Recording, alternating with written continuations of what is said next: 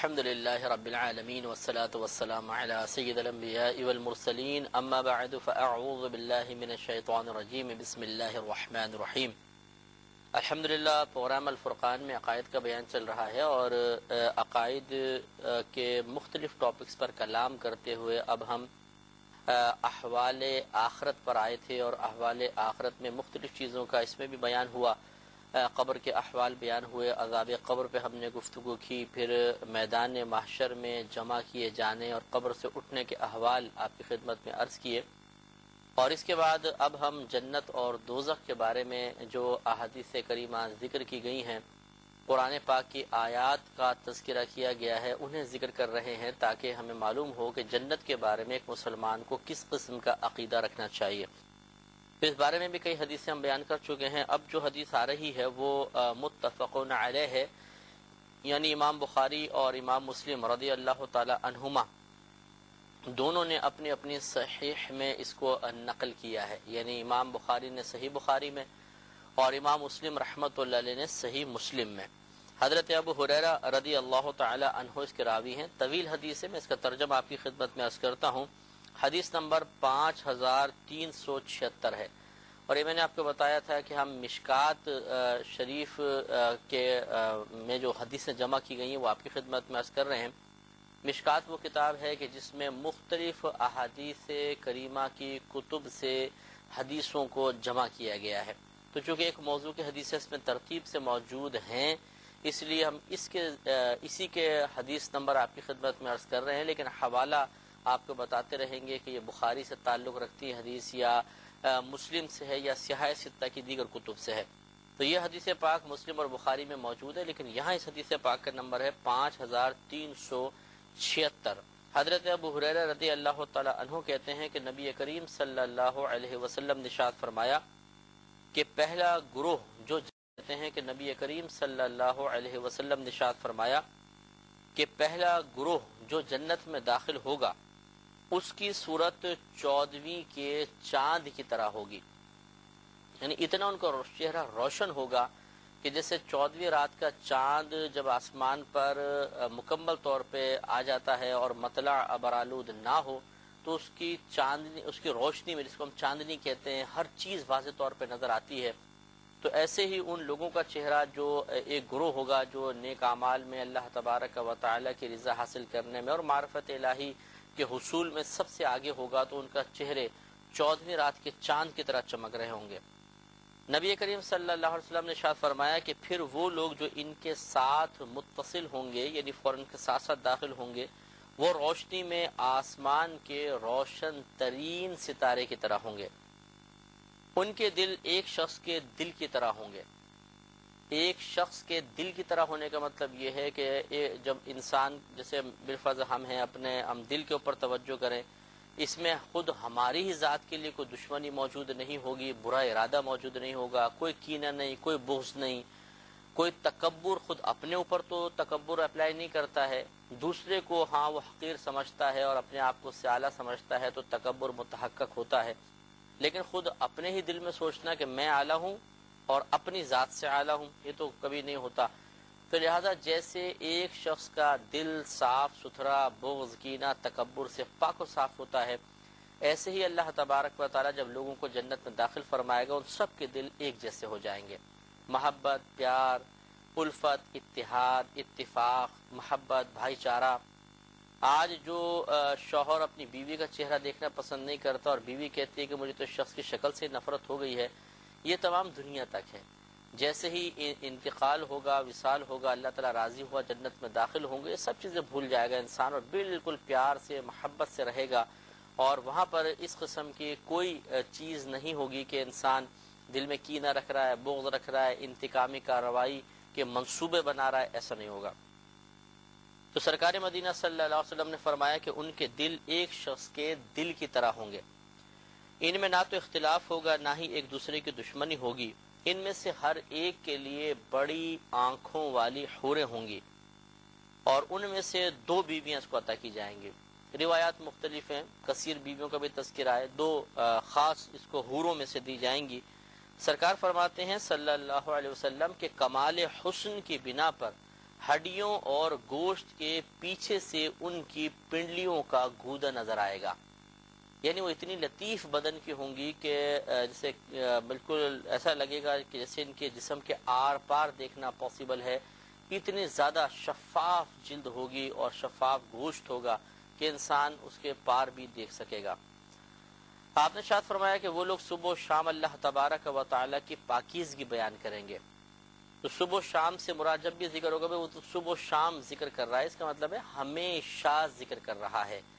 اس کا مطلب ہمیشہ ہوتا ہے، یوں نہیں کہ سارا دن ایسی غفلت میں رہیں گے اور صبح اور شام کے وقت میں اپنے قلب کو حاضر کر لیں گے اور اللہ تبارک و تعالیٰ کا ذکر ہوگا. ایسا نہیں ہے، بلکہ ابھی حدیثیں انشاءاللہ عرض کریں گے کہ جنتیوں کی زبان سے ذکر بالکل اس طرح جاری ہوگا جیسے سانس اندر اور باہر آتا جاتا ہے. سانس لینے میں ہم کوئی تکلف نہیں کرتے، کوئی اہتمام نہیں ہوتا، کوئی قصد و ارادہ نہیں ہوتا کہ اچھا اب میں سانس لیتا ہوں اب میں سانس چھوڑتا ہوں. ہم کوئی شمار نہیں کرتے ہیں کیونکہ ہماری عادت میں روٹین میں شامل ہے، ضرورت میں شامل ہے. اسی طریقے سے جو جنت میں داخل ہو جائیں گے تو اللہ تبارک و تعالیٰ ان کو ایسا ذکر کی توفیق عطا فرمائے گا کہ ان کو دھیان دینے تکلف کرنے کی حاجت نہیں ہوگی، بلا ارادہ ہی زبان سے اللہ کا ذکر جاری ہوگا.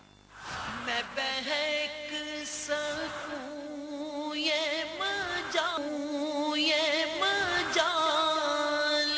کیا میرا رہنما کوئی اور ہے. پھر ارشاد فرمایا کہ وہ کبھی بیمار نہیں ہوں گے،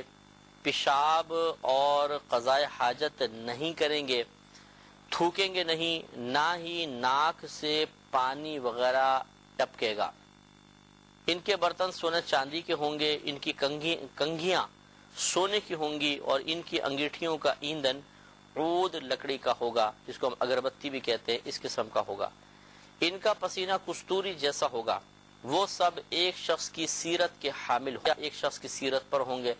اور کہا گیا ہے کہ بعض جگہ یہ سیرت کی جگہ صورت کا لفظ ہے کہ آدم علیہ السلام کی صورت پر ہوں گے. اس صورت میں اس کی تفصیل یہ ہوگی جیسے آگے ہے بھی حدیث میں کہ اپنے والد آدم علیہ السلام کی صورت پر آسمان کی جانب 60 ہاتھ کے ہوں گے. 60 ہاتھ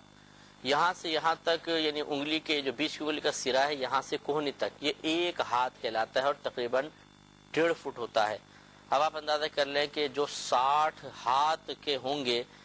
تو کتنا لمبا قد ہوگا. جیسے دیگر حدیثوں میں ہے کہ آدم علیہ السلام کے قد پر ہوں گے. آدم علیہ السلام کا قد جو تھا وہ 60 فٹ سے ابو تھا. تو اسی طریقے سے ان لوگوں کے ساتھ بھی معاملہ ہوگا. تو اس میں ذرا غور و تفکر کریں حدیث پر.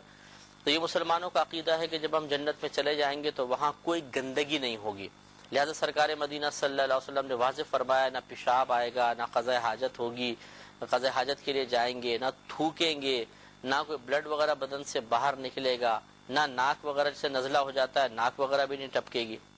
اور اسی طرح ان کے برتن سونے چاندی کے ہوں گے. برتن سونے چاندی کے ہوں گے. اور برتن آپ نے پہلے سنا ہی تھا کہ ادنا ترین جو جنتی ہوگا اس کو اس دنیا سے 10 گنا بڑی جنت دی جائے گی.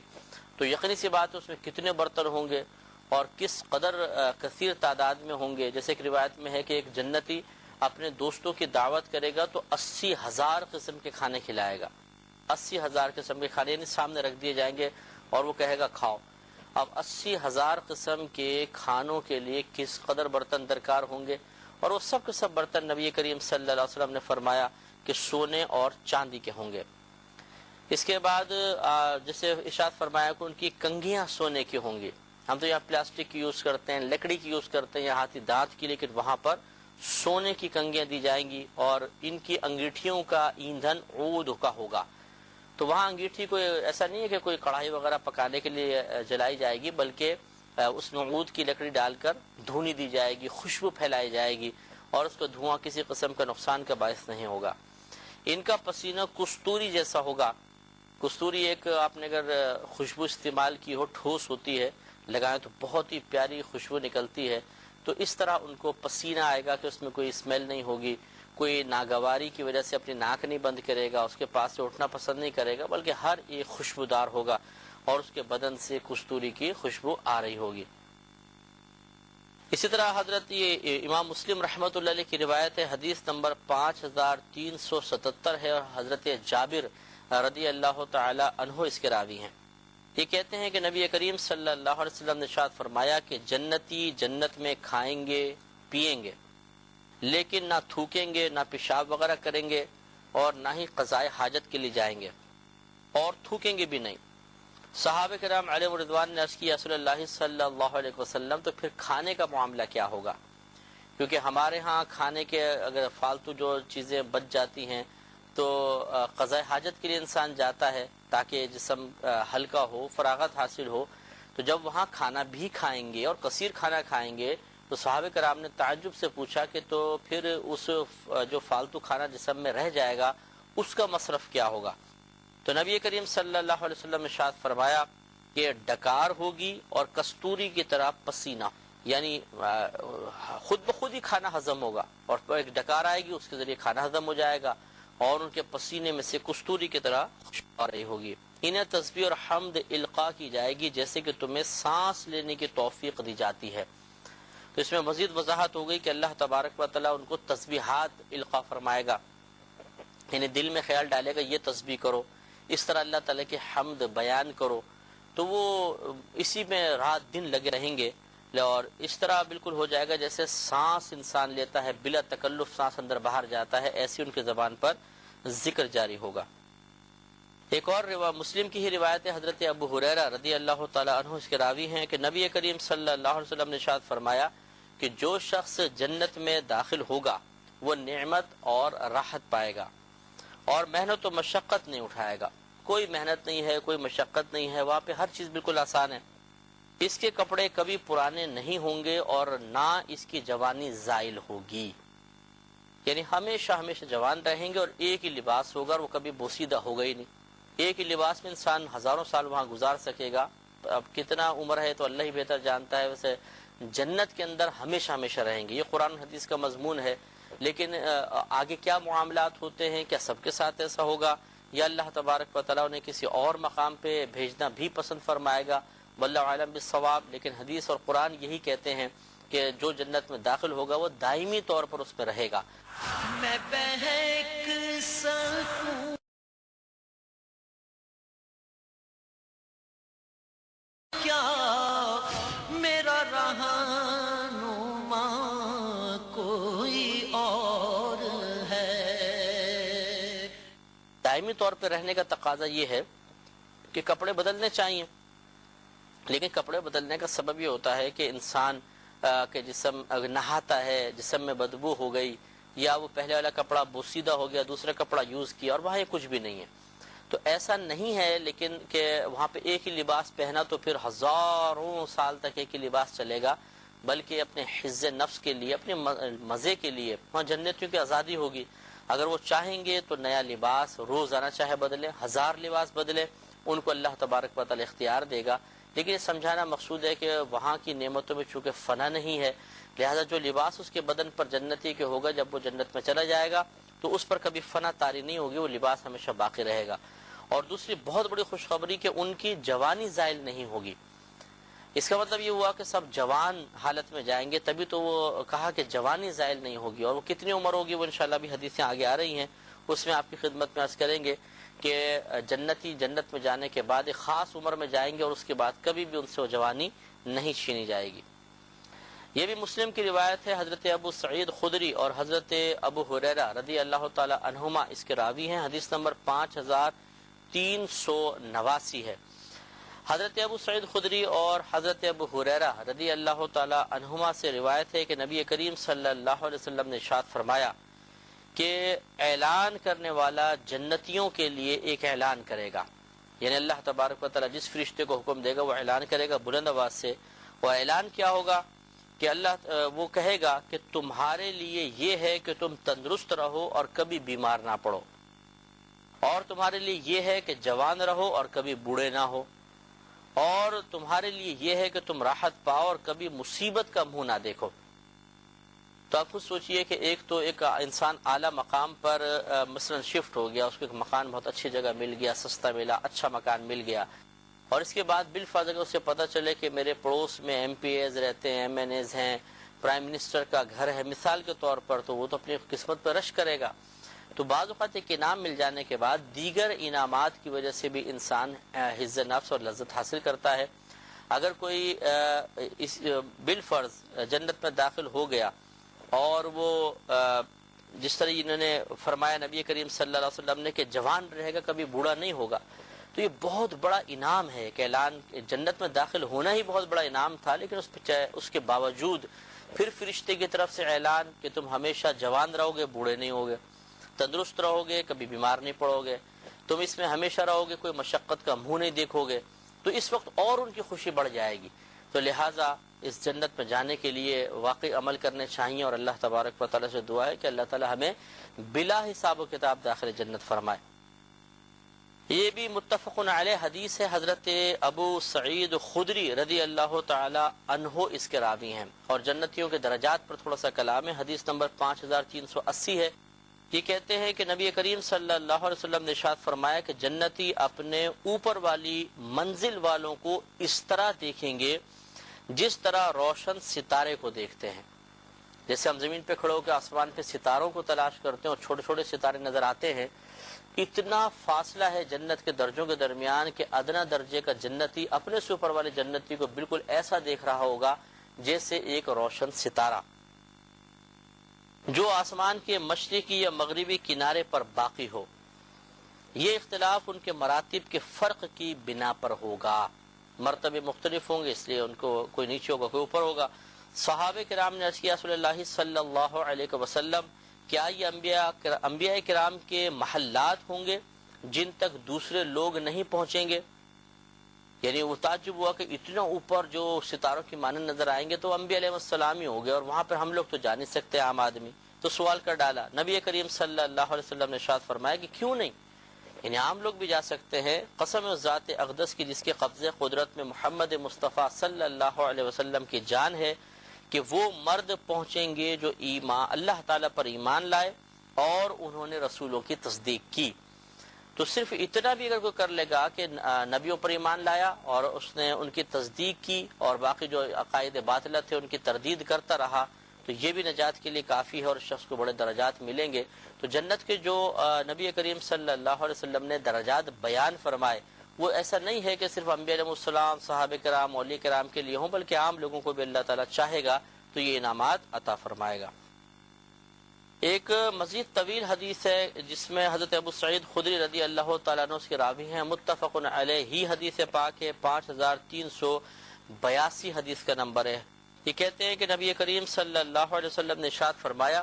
کہ بے شک اللہ تعالیٰ جنتیوں کو فرمائے گا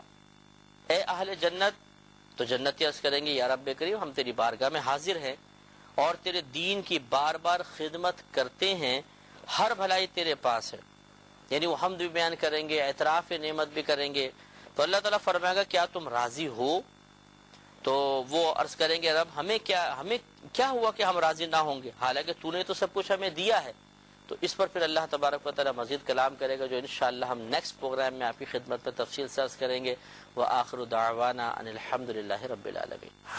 میں بہک اپنی صحیح میں یہ کہتے ہیں کہ نبی کریم صلی اللہ علیہ وسلم نے ارشاد فرمایا کہ جنت میں 100 درجے ہیں، 100 درجے، اور ہر 2 درجوں کے درمیان 100 سال کی مسافت ہے، 100 سال. اور حدیثوں میں جہاں یہ 100 سال وغیرہ بیان کیا جاتا ہے اس سے مراد یہ ہے کہ ایک شخص گھوڑے پر بیٹھ کر اسے 500 سال تک دوڑائے تو پہلے آسمان پر پہنچے گا. تو گویا کہ نبی کریم صلی اللہ علیہ وسلم نے ہر طرح سے ہمیں گائیڈ لائن دی ہے کہ اگر تم نیک عمل کرو گے اللہ تبارک و تعالیٰ تمہیں دنیا میں رکھے گا. اب بھی کٹوریاں استعمال ہوں گی. تو اب ایک گھڑ سوار اگر گھوڑا دوڑائے تو 500 سال تک وہ دوڑاتا رہے گا، تب زمین سے آسمان تک پہنچے گا. اتنا طویل مسافت ہے. اور نبی کریم صلی اللہ علیہ وسلم فرماتے ہیں کہ ہر جنت میں 100 درجے ہیں اور ہر 2 درجوں کے درمیان 100 سال کی مسافت ہے. اس سے معلوم ہوتا ہے کہ بڑی ہی وسیع جنت ہے. ایک اور روایت امام ترمذی نے لکھی ہے. حضرت ابو سعید خدری رضی اللہ تعالی عنہ اس کے راوی ہیں، کہتے ہیں کہ نبی کریم صلی اللہ علیہ وسلم نے ارشاد فرمایا کہ بے شک جنت میں 100 درجے ہیں لیکن اگر تمام جہانوں کے لوگ ایک درجے میں جمع ہو جائیں تو وہ ایک درجہ ہی سب کو کافی ہو جائے گا۔ تو آپ اندازہ فرمائیے کہ کتنے بڑے بڑے درجے ہیں کہ جتنے آدم علیہ السلام کے زمانے سے لے کر آج تک لوگ یا قیامت تک جو لوگ رہیں گے، جو مسلمان مومن ہوں گے، نبی کریم صلی اللہ علیہ وسلم ارشاد فرماتے ہیں کہ اگر وہ سب کے سب ایک درجے میں جمع کر دیے جائیں تو سب کے سب جمع ہو جائیں گے، لیکن اللہ تعالیٰ نے ان کے لیے 100 درجات پیدا فرمائے ہیں۔ کتنے بڑے درجے ہوں گے، ایک جنتی کو کتنی کتنی نعمت ملے گی، اس کا بڑا کرم ہے۔ یہ حدیث نمبر تھا 5389 حدیث کا نمبر تھا۔ ایک اور حدیث ہے، یہ بھی امام ترمذی رحمۃ اللہ علیہ نے ہی روایت فرمائی ہے، حدیث نمبر 5390 ہے، اور حضرت ابو سعید خدری رضی اللہ تعالی عنہ ہی اس کے راوی ہیں۔ یہ کہتے ہیں کہ نبی کریم صلی اللہ علیہ وسلم نے ارشاد فرمایا کہ قیامت کے دن جنت میں داخل ہونے والے پہلے گروہ کے چہرے 14ویں رات کے چاند کی روشنی کی طرح ہوں گے۔ یہ تھوڑا سا مضمون گزر چکا ہے لیکن کچھ بات اس میں نئی ہے، اور مزید فرماتے ہیں کہ دوسرے گروہ کے چہرے آسمان میں چمکنے والے بہترین ستارے کی مثل ہوں گے، اور ان میں سے ہر ایک مرد کی 2 بیویاں ہوں گی، اور ہر بیوی کے لیے 70 لباس ہوں گے، ہر بیوی کے لیے۔ اب دیکھیے، پہلے بیان فرمایا جو جنت میں داخل ہوگا اس کا لباس کبھی بوسیدہ نہیں ہوگا، تو وہ یہ کہنا مقصود نہیں تھا کہ ایک ہی لباس پہنے گا، اس کے علاوہ نہیں، بلکہ یہ بیان کرنا مقصود تھا کہ وہاں کی نعمتوں میں فنا نہیں ہے، بقا ہے۔ اور جنتی کی زوجہ کے بارے میں بیان فرمایا کہ 2 بیویاں ہوں گی اور ہر ایک کے بدن پر 70 حلے ہوں گے۔ حلے کہتے ہیں آراستہ پیراستہ لباس کو، تو آراستہ پیراستہ لباس اللہ تعالیٰ ان کو 70 عطا فرمائے گا۔ میں بہک سکوں یہ مجال کیا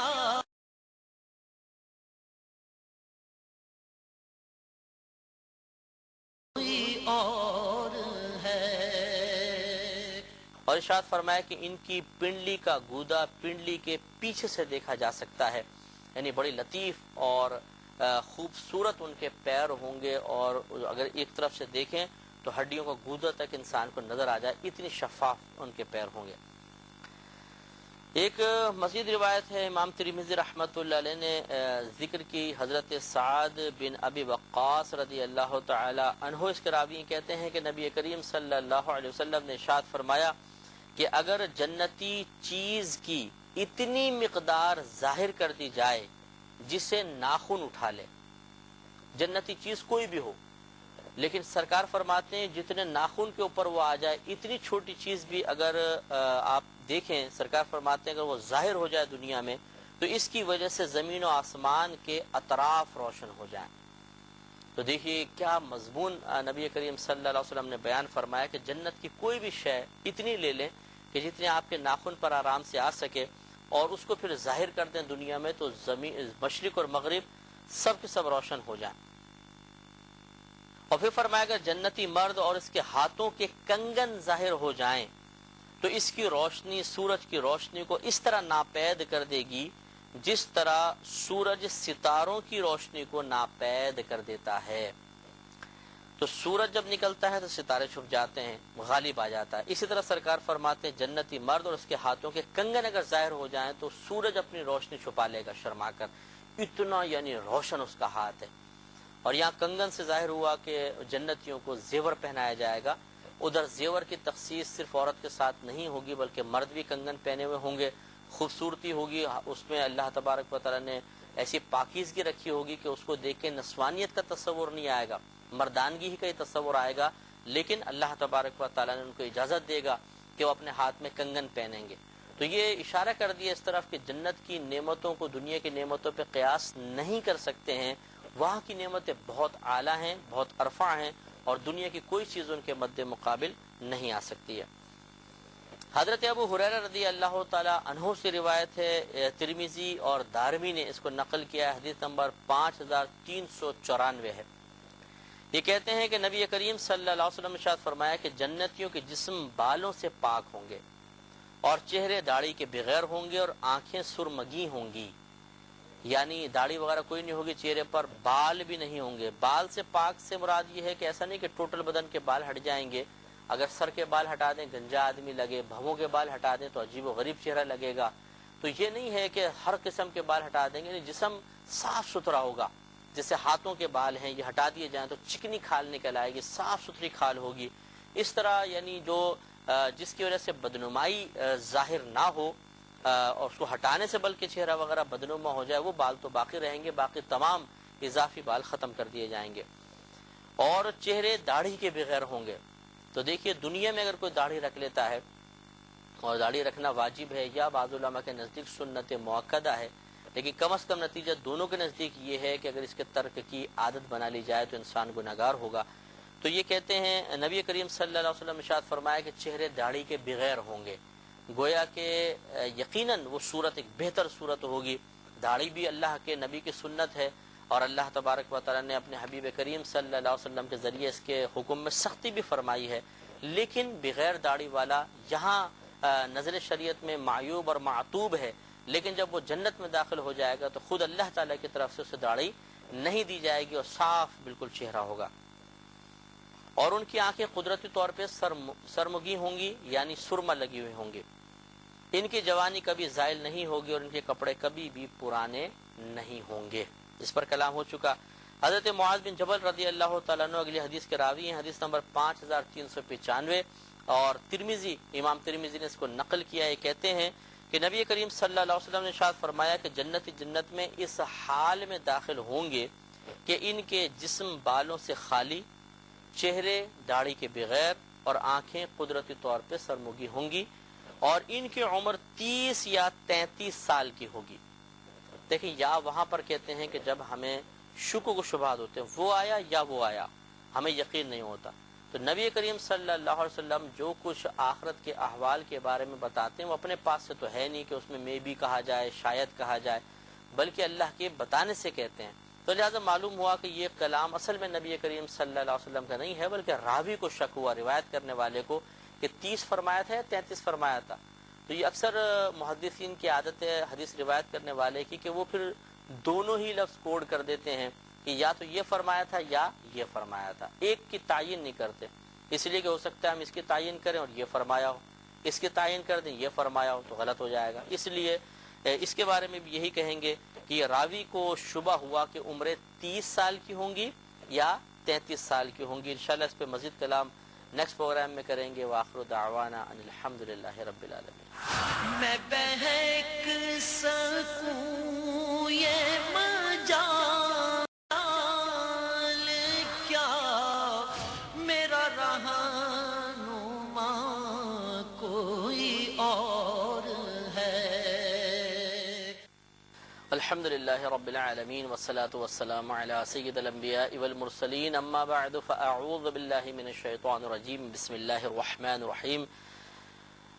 پروگرام الفرقان میں عقائد کا بیان اور عقائد کے تحت جنت اور دوزخ کے بارے میں کلام چل رہا تھا، اور ہم حضرت ابو سعید خدری رضی اللہ تعالی عنہ کی حدیث پاک عرض کر رہے تھے، جس کا خلاصہ یہ تھا کہ نبی کریم صلی اللہ علیہ وسلم نے ارشاد فرمایا کہ بے شک اللہ تبارک و تعالی جنتیوں سے ارشاد فرمائے گا کہ اے اہل جنت، تو وہ عرض کریں گے کہ ہم تیری بارگاہ، اے اللہ ہم تیری بارگاہ میں حاضر ہیں اور تیرے دین کی بار بار خدمت کرتے ہیں، ہر بھلائی تیرے پاس ہے. تو اللہ تعالیٰ ارشاد فرمائے گا کیا تم راضی ہو، یعنی جو کچھ تمہیں میں نے دیا کیا تم اس سے راضی ہو؟ تو وہ عرض کریں گے رب کریم ہمیں یہ کیا ہوا کہ ہم راضی نہ ہوں گے، حالانکہ ہمیں وہ کچھ دیا گیا ہے جو تو نے اپنی مخلوق میں سے کسی کو نہیں دیا. یعنی ہر جنتی کو ایسا محسوس ہوگا جیسے مجھے سب سے زیادہ ملا ہے اور دوسرے کو نہیں ملا. تو وہ عرض کریں گے رب کریم کہ تو نے ہمیں وہ کچھ دیا ہے کہ اپنی مخلوق میں سے کسی کو نہیں دیا. تو اللہ تعالیٰ شاید فرمائے گا کہ کیا تمہیں اس سے بہتر چیز نہ دوں؟ تو وہ عرض کریں گے کہ یا رب کریم اس سے بہتر کون سی چیز ہوگی؟ جنت کے محلات ہیں، نہریں بہ رہی ہیں، حوریں ہیں، جو مرضی کھاؤ پیو، کوئی قضاء حاجت وغیرہ نہیں ہے، تو کون سی ایسی چیز ہے جو اس سے بڑی نعمت کہلائے گی؟ تو اللہ تبارک و تعالیٰ ارشاد فرمائے گا کہ میں تم پر اپنی رضا نازل کرتا ہوں اور اس کے بعد کبھی بھی ناراض نہیں ہوں گا.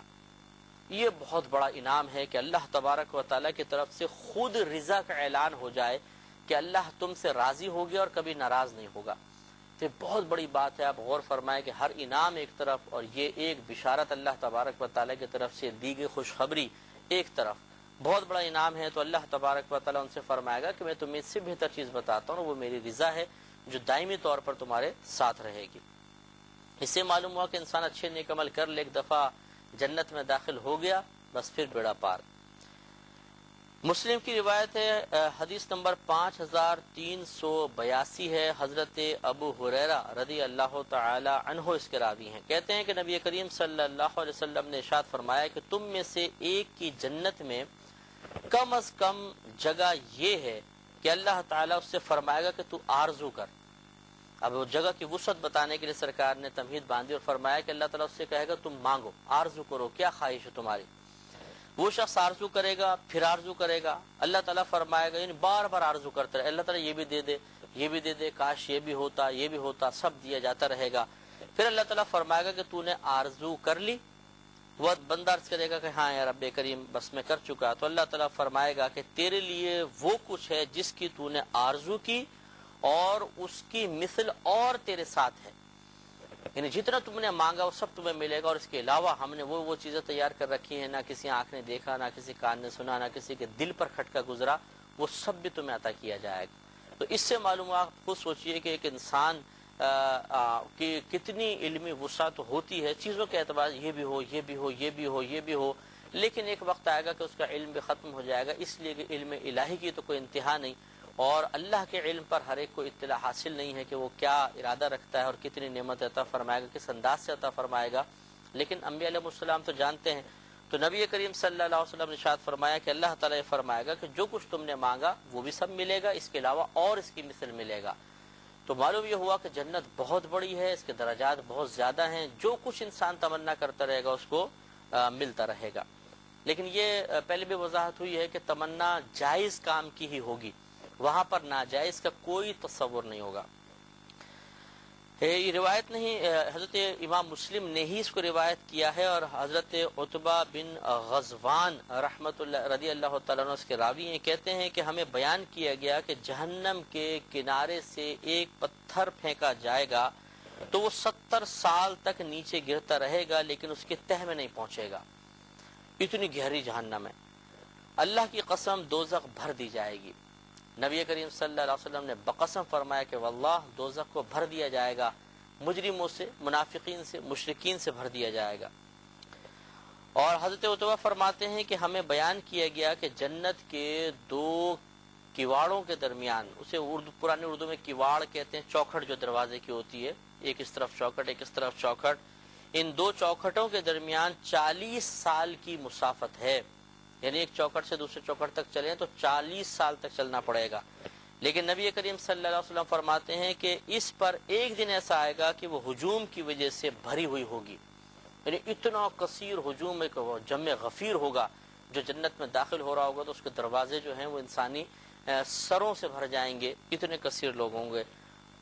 اور ہر ایک کو دنیا سے 10 گنا بڑی جنت عطا کی جائے گی۔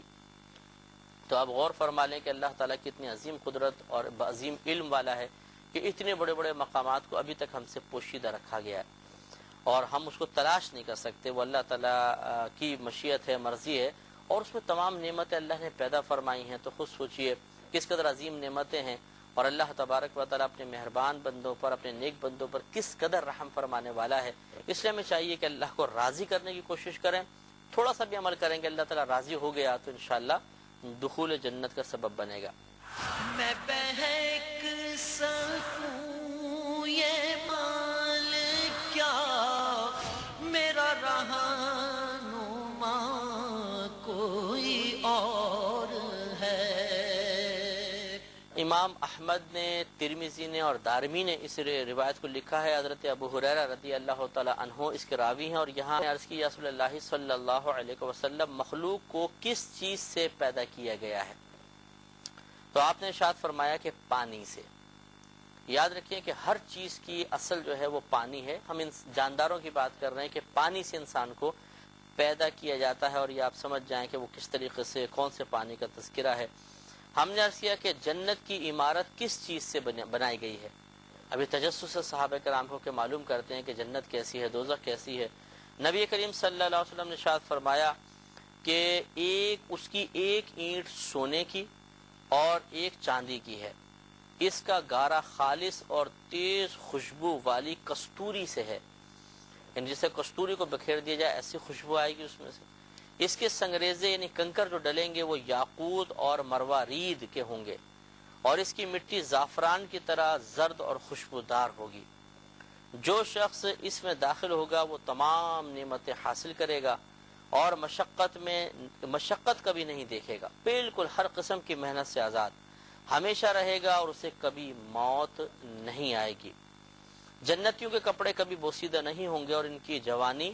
زائل نہیں ہوگی، جوانی ہمیشہ قائم رہے گی۔ آگے حدیث آئی رہی ہے کہ تمام جنتی 30 یا 33 سال کے ہوں گے۔ یہ راوی کو فرق ہے کہ نبی کریم نے 30 فرمایا تھا 33، تو وہ دونوں کو ذکر کر دیتے ہیں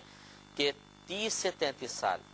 عمر ہوگی۔ تو یہ اللہ تعالیٰ کا مزید انعام ہوگا کہ جوانی میں اعضاء قوی ہوتے ہیں، بالکل بوڑھا آدمی جاتا اور جنت میں بھی اس کو بڑھاپے کی حالت میں دوا میں دے دیا جاتا تو یقیناً اس کی زندگی اتنی مزیدار نہ گزرتی جتنی اب ہے کہ بالکل آزادی کے ساتھ وہ اپنی زندگی گزار سکتا ہے۔ جب جنت میں چلا جائے گا تو جہاں مرضی کھائے پیے اور بالکل جوان ہوگا۔ اس پہ انشاءاللہ بھی اس کے جب حدیث آئے گی اس کے تحت ہم ایک دلچسپ کلام بھی کریں گے۔ اور اسی طرح ترمذی کی یہ روایت ہے، حضرت ابو ہریرہ رضی اللہ تعالی عنہ ہی اس کے راوی ہیں، یہ کہتے ہیں کہ نبی کریم صلی اللہ علیہ وسلم نے ارشاد فرمایا کہ جنت میں جو بھی درخت ہے اس کا تنا سونے کا ہے، سونے کا تنا۔ اب آپ آنکھیں بند کر کے سوچئے کہ کیا کوئی ایسا درخت آپ نے کبھی دیکھا جس کا تنا سونے کا ہو؟ بالکل تصور میں بھی صحیح طریقے سے نہیں آ سکتا۔ یہ اللہ کا بڑا کرم ہے کہ وہ اپنے جنتی بندوں کو یہ نعمت عطا فرمائے گا۔ حضرت ابو ہریرہ رضی اللہ تعالی عنہ ہی اس حدیث کے بھی راوی ہیں، امام ترمذی نے اس کو لکھا ہے اپنی صحیح میں۔ یہ کہتے ہیں کہ رہنما کوئی اور ہے۔ الحمدللہ رب العالمین والصلاة والسلام علی سید الانبیاء والمرسلین، اما بعد فاعوذ باللہ من الشیطان الرجیم، بسم اللہ الرحمن الرحیم۔ الحمدللہ الفرقان پروگرام کے سلسلے میں عقائد کا بیان چل رہا تھا۔ عقیدہ اس چیز کو کہتے ہیں کہ جس پر اعتقاد انسان کو اسلام میں داخل کر دیتا ہے، اور اگر اس پر سے اعتقاد ہٹا لیا جائے تو اسلام سے انسان خارج ہو جاتا ہے۔ عقیدے کی ویسے صحیح تعریف یہی ہے، لیکن بعض ایسی بھی چیزیں ہوتی ہیں کہ جو اسلام سے باہر کرنے کا سبب تو نہیں بنتی ہیں یا اس میں دخول کے لیے شرط تو نہیں ہوتی ہیں، لیکن بہرحال وہ ضمنی اشیاء ہوتی ہیں۔ مثال کے طور پہ جنت جیسے ہے، اب اس کے بارے میں تو اعتقاد رکھنا ہوگا کہ جنت موجود ہے، اور اس کی صفات کے بارے میں ہم تذکرہ کر رہے ہیں، لیکن یہ ہو سکتا ہے کہ جنت کی کسی نعمت کسی صفت کے بارے میں کوئی کلام کرے کہ بھئی یہ چیز ہمیں سمجھ میں نہیں آتی، اس کا ہم انکار کرتے ہیں، باقی ہاں جنت کا وجود ہے۔ تو نفس جنت کا عقیدہ رکھنا یہ انسان کے لیے لازم ہے۔ اگر کوئی جنت کا انکار کر دے تو وہ کافر ہوگا۔ اور اسی طرح کوئی غیر مسلم اگر اسلام قبول کرنا چاہتا ہے لیکن وہ کہتا ہے کہ میں جنت کو نہیں مانتا ہوں، باقی تمام چیزیں مان لیتا ہوں، تو وہ مسلمان ہو ہی نہیں سکتا۔ جنت پر اعتقاد لازم ہے۔ اور جتنے ہم آگے معاملات عرض کر رہے ہیں کہ جنت میں اس طرح بھی ہوگا، اس طرح ہوگا، یہ معاملہ ہوگا، عمریں ایسی ہوں گی، جنتیوں کی صفات ایسی ہوں گی، یہ ان کو نعمتیں ملیں گی، یہ ضروریات دین میں سے نہیں کہلاتی، یعنی یہ وہ چیزیں وہ عقیدے نہیں ہیں، ان پر اعتقاد وہ عقیدہ نہیں کہلائے گا، یا وہ اعتقاد نہیں ہے کہ جس پر اگر شک و شبہ کیا گیا تو اسلام سے باہر کر دے، اور یقین ہے تو اسلام میں دخول کا سبب بن جائے۔ لیکن بہرحال یہ تمام چیزیں انتہائی امپورٹنٹ ہے، اور اتنی تفصیل سے بیان کرنے کا مقصد ہی یہ ہے کہ ہم اسے غور و تفکر سے سنیں اور عقیدہ جنت کو پختہ سے پختہ کر لیں۔ یقینی سی بات ہے کہ نبی کریم صلی اللہ علیہ وسلم کا اتنی تفصیل سے کلام کرنا ثابت کرتا ہے کہ یہ کوئی تصوراتی شے نہیں ہے۔ جیسے بعض پڑھے لکھے جہالا نے بھی یہ جملے کہہ دیے کہ جی جنت اور جہنم تو دو تصوراتی اشیاء ہیں، صرف لوگوں کو کرپشن سے روکنے کے لیے، برائی سے روکنے کے لیے، اور دنیا میں ان کے اخلاق کی بہتری کے لیے اس کا تصور پیش کیا گیا۔ حقیقتاً یہ کچھ بھی نہیں ہے۔ اگر بالفرض حقیقتاً جنت کا وجود نہ ہوتا تو آپ خود سوچئے کہ حکیم اعظم ہمارے نبی کریم صلی اللہ علیہ وسلم اتنی کثرت سے اس کے بارے میں کلام کیوں ارشاد فرماتے؟ تو یہ تصوراتی شے نہیں ہے، بلکہ باقاعدہ حسی چیزیں ہیں، موجود ہیں۔ جنت پیدا کی جا چکی ہے، جہنم پیدا کی جا چکی ہے، لہٰذا ہمیں چاہیے کہ اس کی نعمتوں کے بارے میں غور و تفکر کرتے رہیں تاکہ عقیدہ آخرت بھی مضبوط سے مضبوط تر ہوتا چلا جائے اور جنت کے بارے میں صرف ایک تصوراتی شے کا عقیدہ نہ ہو بلکہ باقاعدہ اس کے وجود کا ہم اقرار کریں، ہمارا ذہن تسلیم کرے کہ ایک وجود موجود ہے۔ پچھلے پروگرام میں آپ کی خدمت میں ایک حدیث پاک عرض کی تھی جس میں یہ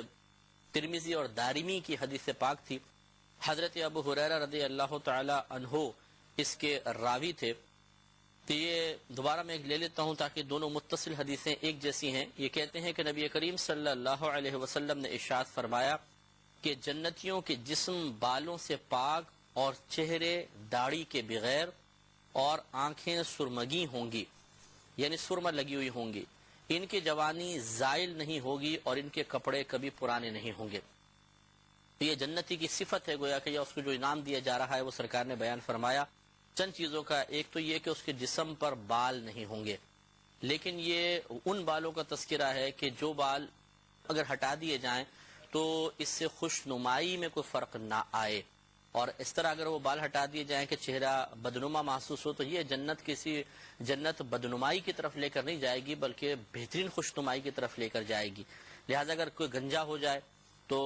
بہرحال ایک بالوں میں حسن ہوتا ہے، تو اس کا مطلب سر کے بال نہیں ہٹائے جائیں گے، اس طرح بھاؤں کے بال، پلکوں کے بال یہ نہیں ہوں گے۔ ہاں مونچھیں داڑھی اگر نہ ہو تو اس میں انسان خوبصورت لگ سکتا ہے، اور اسی طرح جسم کے تمام بال جو غیر ضروری ہیں ان کی کوئی ضرورت نہیں ہے وہ تمام بال نہیں ہوں گے۔ تو یہ اللہ تبارک و تعالیٰ کی طرف سے گویا کہ انسان کے لیے،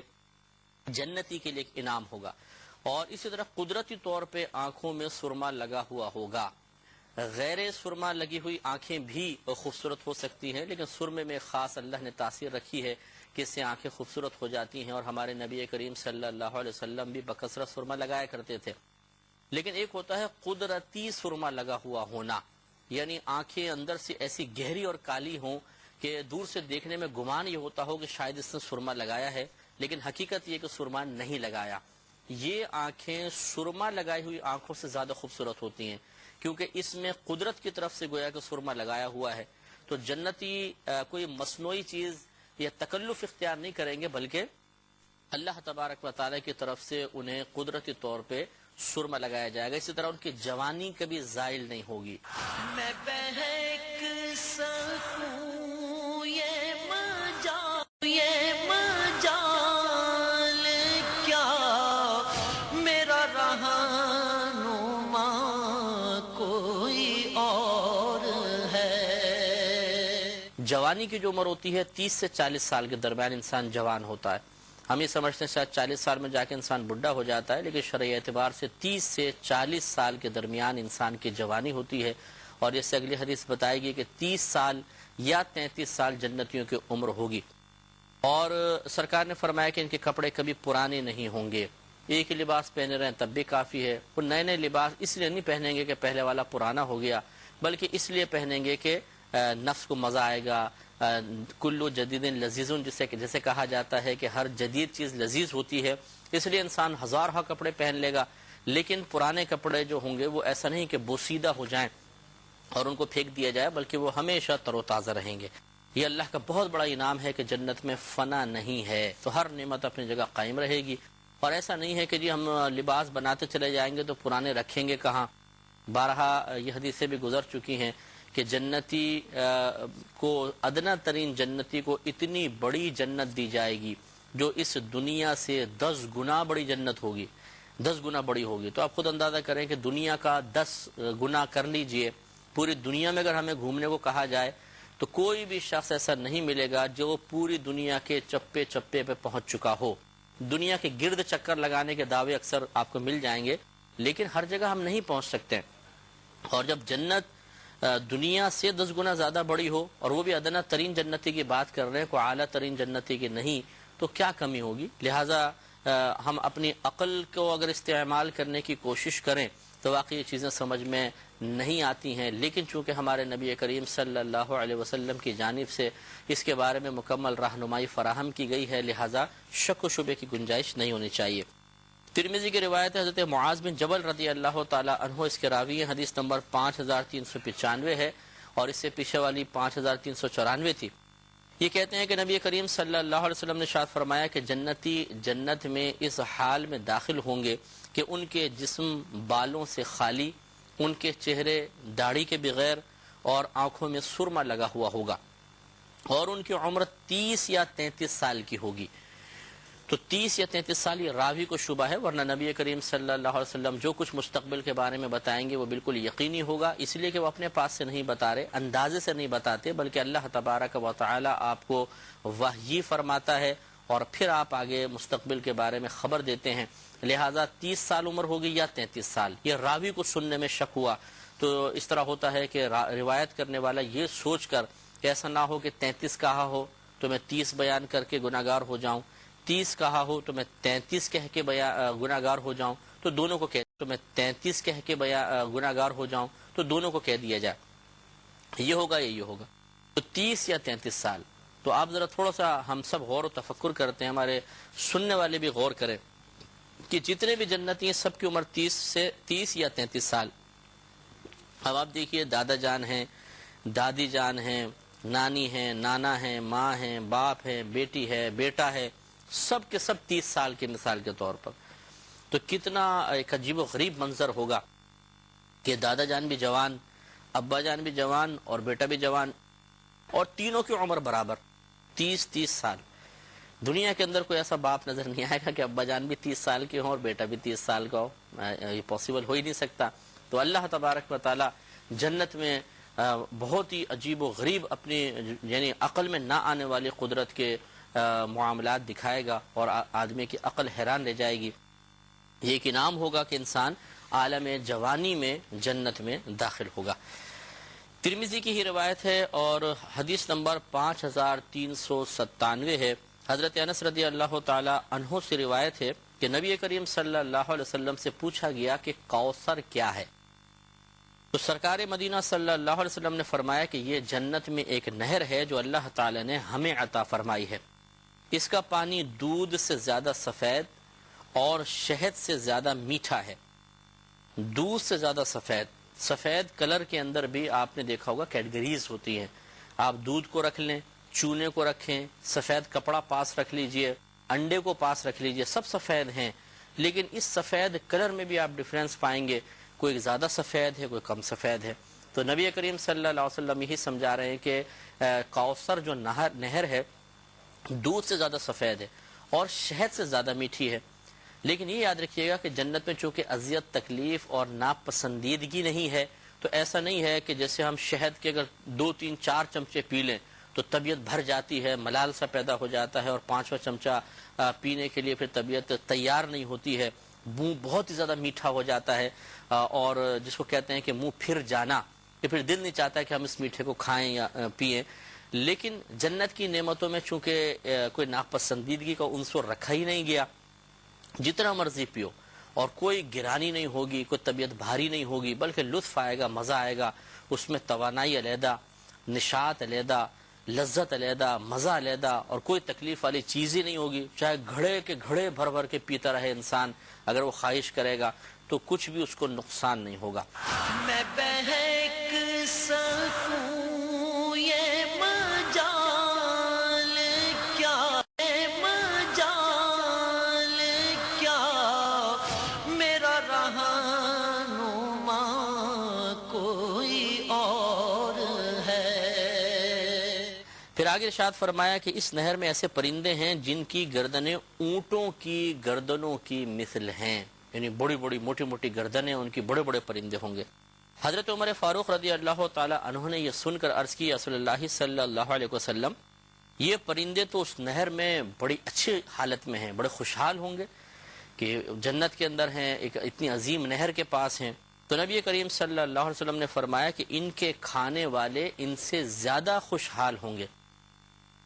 اور ایک روایت میں ہے کہ اے عمر تم انہی میں سے ہوگے، یعنی تم بھی ان کا گوشت کھاؤ گے۔ گویا کہ وہ جو نہر کے پاس پرندے ہیں وہ جنتیوں کی ضیافت کے لیے ہیں اور ان کے مزوں کے لیے ہیں، جیسے کہ دوسری حدیث پاک میں ہے کہ نبی کریم صلی اللہ علیہ وسلم نے فرمایا کہ ایک جنتی تخت پر ہوگا تو اسے اوپر آسمان جنت پر کچھ پرندے اڑتے ہوئے نظر آئیں گے، تو اس کے دل میں تمنا بیدار ہوگی کہ کاش یہ پکے ہوئے میرے پاس ہوتے تو میں ان کو کھاتا۔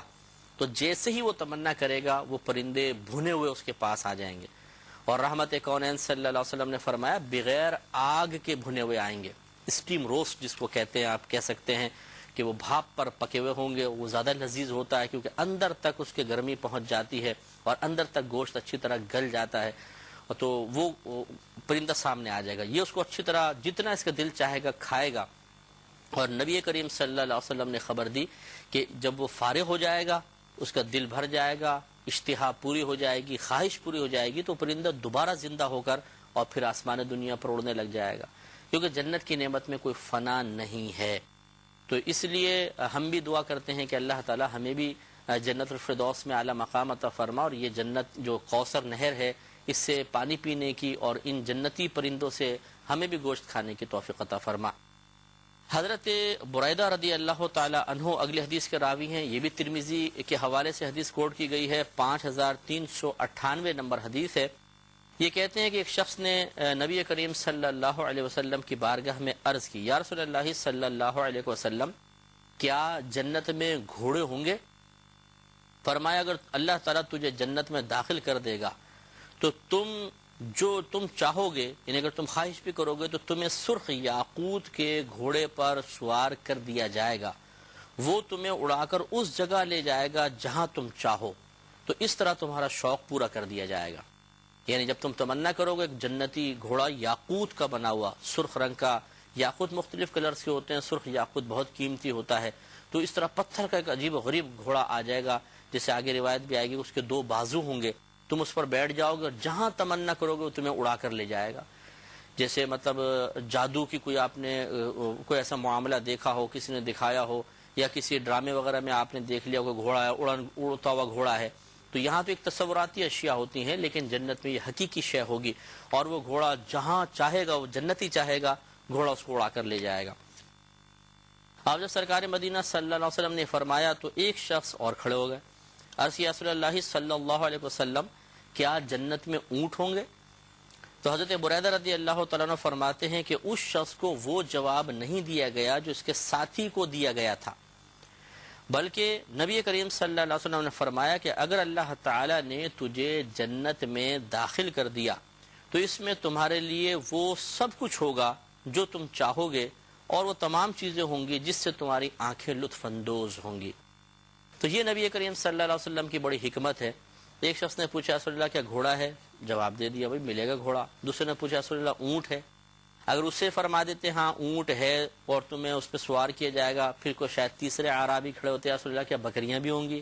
چوتھے کہتے ہیں کیا وہاں پہ فلاں جانور بھی ہوگا؟ اور نبی کریم اس طرح جواب دیتے رہتے. تو یہ ایک ایسا جواب نبی علیہ وسلم لکھے ہوئے لوگ دل میں جو کویسچنز بیدار ہو رہے ہوں گے, سوالات دل میں پیدا ہو رہے ہوں گے, سب کو ایک ساتھ جواب دے دیا کہ یہ ایک ایک چیز کے بارے میں مت پوچھو, بلکہ جب تم جنت میں جاؤ گے تو جس چیز کی تمنا کرو گے اللہ تبارک و تعالیٰ تمہیں عطا فرما دے گا, اور ہر وہ چیز دے دے گا جس سے تمہاری آنکھیں لطف اندوز ہوں گی.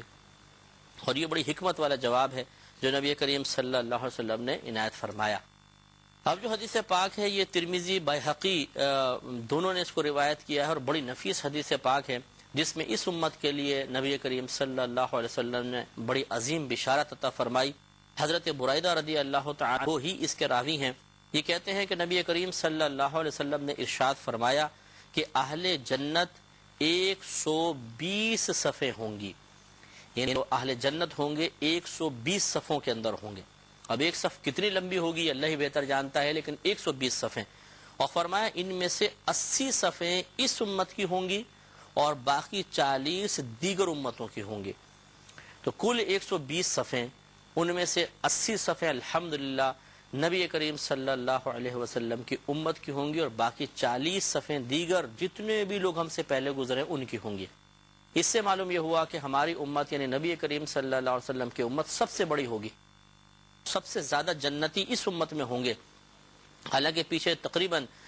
کم و بیش 1,24,000 انبیاء علیہ السلام تشریف لائے, لیکن ہم سب سے زیادہ ہوں گے. اللہ تبارک و تعالی ہمیں بھی ان جنتیوں میں شامل فرمائے اور بلا حساب و کتاب داخل جنت فرمائے, آمین. وآخر دعوانا ان الحمدللہ رب العالمین.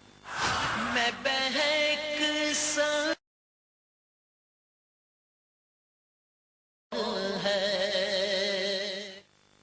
الحمدللہ رب العالمین والصلاة والسلام علی سید الانبیاء والمرسلین اما بعد فاعوذ باللہ من الشیطان الرجیم بسم اللہ الرحمن الرحیم۔ الحمدللہ پروگرام الفرقان میں جنت کا بیان چل رہا تھا اور ہم جنت کے بیان کو عقیدے کے طور پہ عرض کر رہے تھے کہ یہ ہم مسلمانوں کا عقیدہ ہے کہ جب انسان مر جائے گا اگر وہ اللہ تبارک و تعالی کے احکام پر عمل کرتا رہا، جو عقائد اس نے اختیار کرنے کا حکم دیا تھا ان عقائد کے مطابق اس نے اعتقاد رکھا ہوگا، تو اللہ تبارک و تعالی اسے ایک ایسے مقام میں داخل کرے گا جو مقام رحمت کہلاتا ہے۔ اللہ تبارک و تعالی کی طرف سے نزول رحمت، نزول انعام کا مقام ہے، اور وہاں پر داخل ہونے کے بعد انسان کو کبھی نہیں نکالا جائے گا، وہ ہمیشہ وہاں پر رہے گا۔ کوئی تکلیف، کوئی غم، کوئی پریشانی، کوئی دکھ اس کو نصیب نہیں ہوگا، ہر قسم کی فنا سے محفوظ ہو جائے گا، اور اس مقام کا نام جنت ہے۔ اس کے بارے میں ہم بہت ہی تفصیلی جو کلام کر رہے ہیں وجہ اس کی یہ ہے کہ بہت سے ایسے معاملات بھی سامنے آئے کہ جنت اور دوزخ کو ایک تصوراتی شے قرار دیا گیا۔ تو ہمارے طویل بیان کرنے کا مقصد یہ ہے، ویسے تو چند حدیثوں سے ہی ایک عقیدے کی وضاحت ہو سکتی تھی کہ یہ ایک چیز ہے اور اس کو ماننا چاہیے۔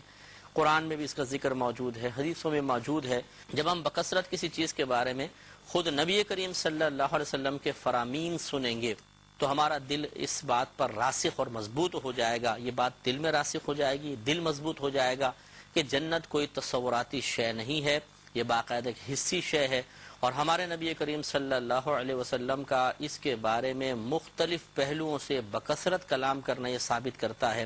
کہ صرف اس کو ایک تصوراتی شے نہ سمجھا جائے بلکہ باقاعدہ ایک موجود اور حسی شے جس کی طرف آپ اشارہ کر سکیں، جس کا احساس کر سکیں، اس کو محسوس کر سکیں، اسے دیکھ سکیں، اس کی نعمتوں کو چکھ سکیں، سونگھ سکیں، چھو سکیں، محسوس کر سکیں، یہ تمام چیزیں موجود ہیں، اور یقیناً ہم انشاءاللہ عز و جل اپنی آنکھوں سے جا کر بھی دیکھیں گے اور جنت سے لطف اندوز بھی ہوں گے۔ اس لیے ان حدیثوں کو بہت غور سے سنا جائے، اور انسان کے ذہن میں پیدا ہونے والے سینکڑوں سوالوں کا جواب بھی یہ احادیث کریمہ بن جاتی ہیں کہ انسان سوچتا ہے جنت کیسی ہوگی، وہاں کیسے زندگی گزاریں گے، عمر کیسے ہوگی، اور انسان کس حالت میں ہوگا، کیا کیا نعمتیں ہوں گی۔ ہمارے نبی کریم صلی اللہ علیہ وسلم نے ان احادیث کریمہ میں ذہن میں پیدا ہونے والے بے شمار اس قسم کے سوالات کے جوابات عنایت فرمائے ہیں۔ اور پھر آپ یہ بھی غور کریں گے کہ عقیدے کی مضبوطی کے ساتھ ساتھ اس قسم کی احادیث کی سماعت سے، ان پر غور و تفکر سے ایک عمل کی ترغیب حاصل ہوتی ہے۔ انسان چاہتا ہے کہ اس جنت کو، اس عظیم مقام کو حاصل کرنے کے لیے، اس عظیم مقام میں داخلے کے لیے، جگہ بنانے کے لیے کچھ نہ کچھ عمل کرنا چاہیے، اور وہ عمل دو طرح کا ہوتا ہے، اجتناب، ارتکاب۔ بعض کاموں سے بچنا، اس کو اجتناب کہتے ہیں، بعض کاموں کو کرنا، اس کو ارتکاب کہتے ہیں، جسے گناہوں سے بچنا، اور جو اللہ تبارک و تعالی نے ہم پر عبادتوں کی ادائیگی فرض اور واجب قرار دی ان کو ادا کرنا۔ چنانچہ جب انسان جنت کے بارے میں سنتا ہے تو اس کو ترغیب ملتی ہے کہ ہاں مجھے کچھ اعمال کو اس بہترین مقام کے لیے چھوڑنا چاہیے، چاہے ان اعمال میں کتنی ہی لذت کیوں نہ ہو، اور چند اعمال کو ضرور اختیار کرنا چاہیے کیونکہ مقام بہت اعلیٰ ہے، چاہے ان میں تکلیفی کیوں نہ ہو۔ جیسے 5 وقت کی نماز کی ادائیگی بظاہر ہمیں بڑی دشوار محسوس ہوتی ہے، خصوصاً فجر کی نماز یا عشاء کی نماز اپنی طوالت کی وجہ سے بعض اوقات دشوار محسوس ہوتی ہے، لیکن جب ہم جنت کے بارے میں غور و تفکر کریں گے اور اپنے نبی کریم صلی اللہ علیہ وسلم کے جنت کے بارے میں بتائے ہوئے معاملات کی حکمت پر غور و تفکر کریں گے تو سمجھ میں آئے گا کہ واقعی اگر میں اس عظیم نعمت کو حاصل کرنے کے لیے تھوڑی سی اپنی نیند کی قربانی دے لیتا ہوں، وقت کی قربانی دے لیتا ہوں، تھوڑا سا 17 رکعتوں کی مشقت کو برداشت کر لیتا ہوں تو کوئی بڑی بات نہیں ہے۔ دنیا کے اندر بھی تو ایسا ہوتا ہے کہ ہم ایک مہینے کے بعد ملنے والی تنخواہ کی لذت کو محسوس کرتے ہوئے یا اس کی ضرورت کو محسوس کرتے ہوئے پورے مہینے محنت سے کام کرتے ہیں، اور پھر جب ہاتھ میں تنخواہ ملتی ہے تو سارے مہینے کی محنت کے درد تکلیف بھول جاتے ہیں۔ حالانکہ نیند کی قربانی بھی دینی ہوتی ہے، تکلیف بھی برداشت ہوتی ہے، گھر والوں کی وقت جدائی بھی برداشت کرنی پڑتی ہے، بہت سارے اپنے کاموں کو ترک کرنا پڑتا ہے، بہت سی خواہشیں قربان کرنی پڑتی ہیں۔ دوست بیٹھے ہوئے ان کے پاس بیٹھنے کو دل چاہ رہا ہے لیکن ڈیوٹی بھی ہے بھائی، ڈیوٹی تو پوری کرنی پڑے گی۔ تو انسان ایک مہینے بعد ملنے والی تھوڑی سی تنخواہ جو ہماری ضروریات زندگی کا سامان دلوانے میں یا دنیاوی ترقی کے اندر معاون ثابت ہوتی ہے، انسان ان تمام تکالیف کو بآسانی برداشت کر لیتا ہے۔ اور پھر جب وہ تنخواہ ملتی ہے تو سب تکلیفیں مہینے بھر کی بھول جاتی ہیں۔ یہی معاملہ بالکل ایسا ہے۔ نبی کریم صلی اللہ علیہ وسلم نے بکثرت ان چیزوں کے بارے میں بیان فرمایا، ایک اس لیے تاکہ اعتقاد مضبوط ہو جائے، دوسرا اس لیے تاکہ عمل کی ترغیب ملے، اور ان بڑے انعامات کو اپنے سامنے رکھتے ہوئے انسان کے لیے گناہوں سے بچنا اور نیک اعمال کا ارتکاب بہت آسان ہو جائے۔ جب انسان پریکٹیکل کرنا شروع کرتا ہے تو واقعی اس کو اذیت بھی ہوتی ہے، تکلیف بھی ہوتی ہے، لیکن ابھی آپ آگے حدیثیں دیکھیں گے کہ جب انسان جنت میں پہنچ جائے گا اور اللہ تبارک و تعالی اسے انعام دے دے گا، تو جس طرح مہینے کے بعد ملنے والی تنخواہ مہینے بھر کی درد تکلیف پر ایک پردہ سا ڈال دیتی ہے، اسی طریقے سے انسان دنیا کے تمام تکلیف اور غموں کو بھول جائے گا اور ان نعمتوں کے مزوں میں گم ہو جائے گا۔ میں بہک سکوں یہ مجال کیا، بہک سکوں یہ مجال کیا، میرا رہنما کوئی اور ہے۔ لہٰذا ہمیں چاہیے کہ خود بھی ان پر بار بار غور و تفکر کریں، اپنے بچوں کو بار بار جنت کے بارے میں بتائیں تاکہ نفس میں رغبت پیدا ہو، ترغیب پیدا ہو، اور ذرا نچلی سطح پہ اتر کے ہم لفظ استعمال کر لیں تو لالچ پیدا ہو بچوں کے قلب میں۔ جیسے ہم دنیاوی لالچ بھی تو دیتے ہیں، بیٹا اسکول جاؤ گے تو یہ انعام ملے گا، اگر کلاس میں فرسٹ آ جاؤ گے تو ہم تمہیں یہ دیں گے، تو بچوں کا دل لالچ میں مبتلا ہوتا ہے اور محنت کرنے لگ جاتا ہے۔ اسی طرح نفس، چونکہ اللہ تعالیٰ نے نفس کی فطرت بچوں کی سی بنائی ہے، اس لیے ان انعامات کا تذکرہ بار بار کیا گیا تاکہ نفس رغبت محسوس کرے، ایک لالچ محسوس کرے، اور نفس کے اندر جب کسی چیز کا لالچ پیدا ہو جائے تو یہ پھر عمل کے لیے راضی ہو جاتا ہے، پھر رکاوٹ نہیں ڈالتا ہے۔ تو اس لیے ہمیں اس کو بار بار ان احادیث پر غور و تفکر کرنا نقصان کا کوئی پہلو نہیں رکھتا ہے، فوائد کے ہی پہلو ہیں۔ حضرت سالم رضی اللہ تعالی عنہ اگلی حدیث کے راوی ہیں، اپنے والد سے روایت کرتے ہیں، حدیث نمبر 5401 ہے، اور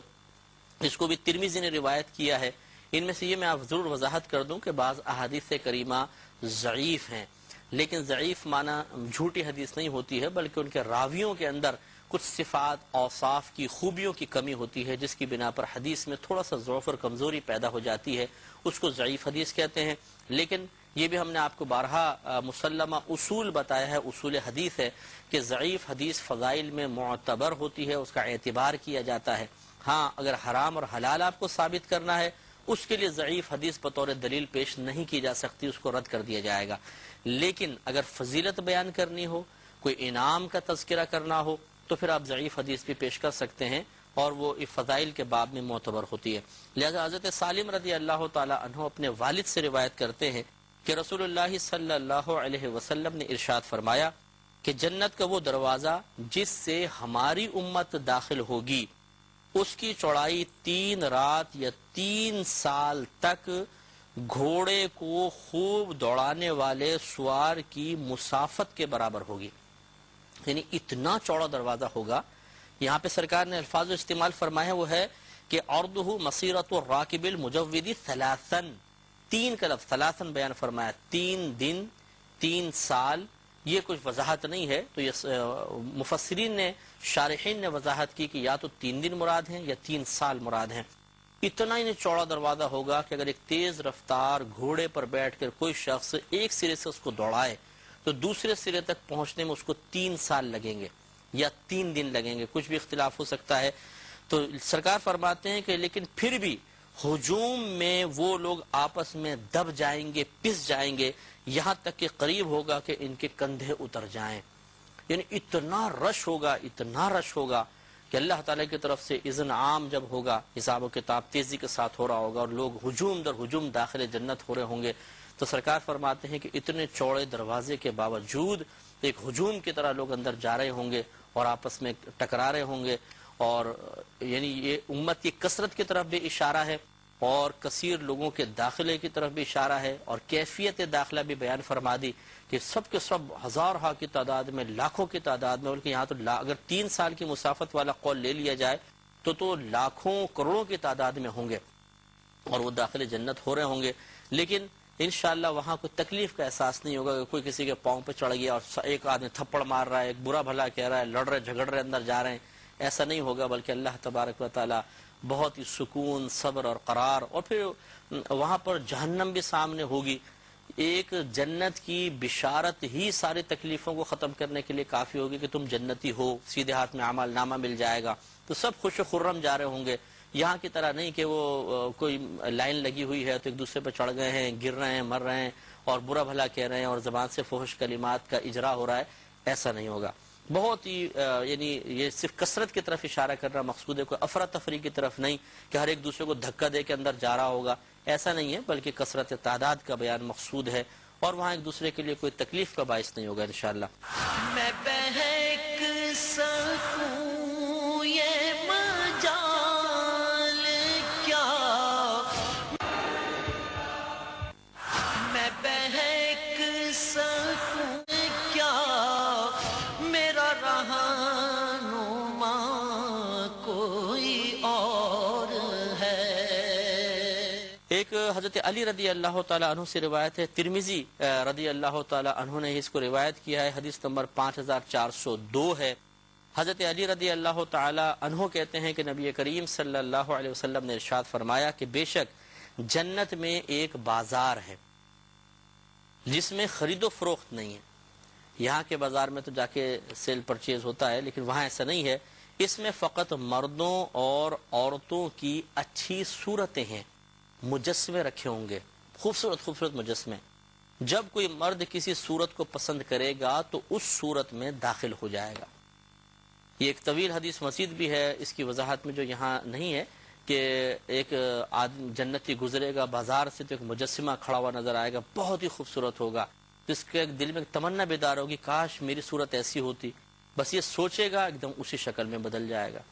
اور ایسا نہیں ہے کہ آپ گھر میں جائے تو لوگ گھر والے کہیں او بھائی کون آ رہے ہو اجنبی، باہر نکل جاؤ، بلکہ اللہ تبارک و تعالیٰ گھر والوں کو بھی الہام فرما دے گا، اس کو فوراً پہچان جائیں گے، بھائی تم تو بہت خوبصورت ہو کر آ گئے۔ وہ جواب دے گا کہ میں جنتی بازار میں گیا تھا، وہاں اللہ تعالیٰ نے کرم فرمایا۔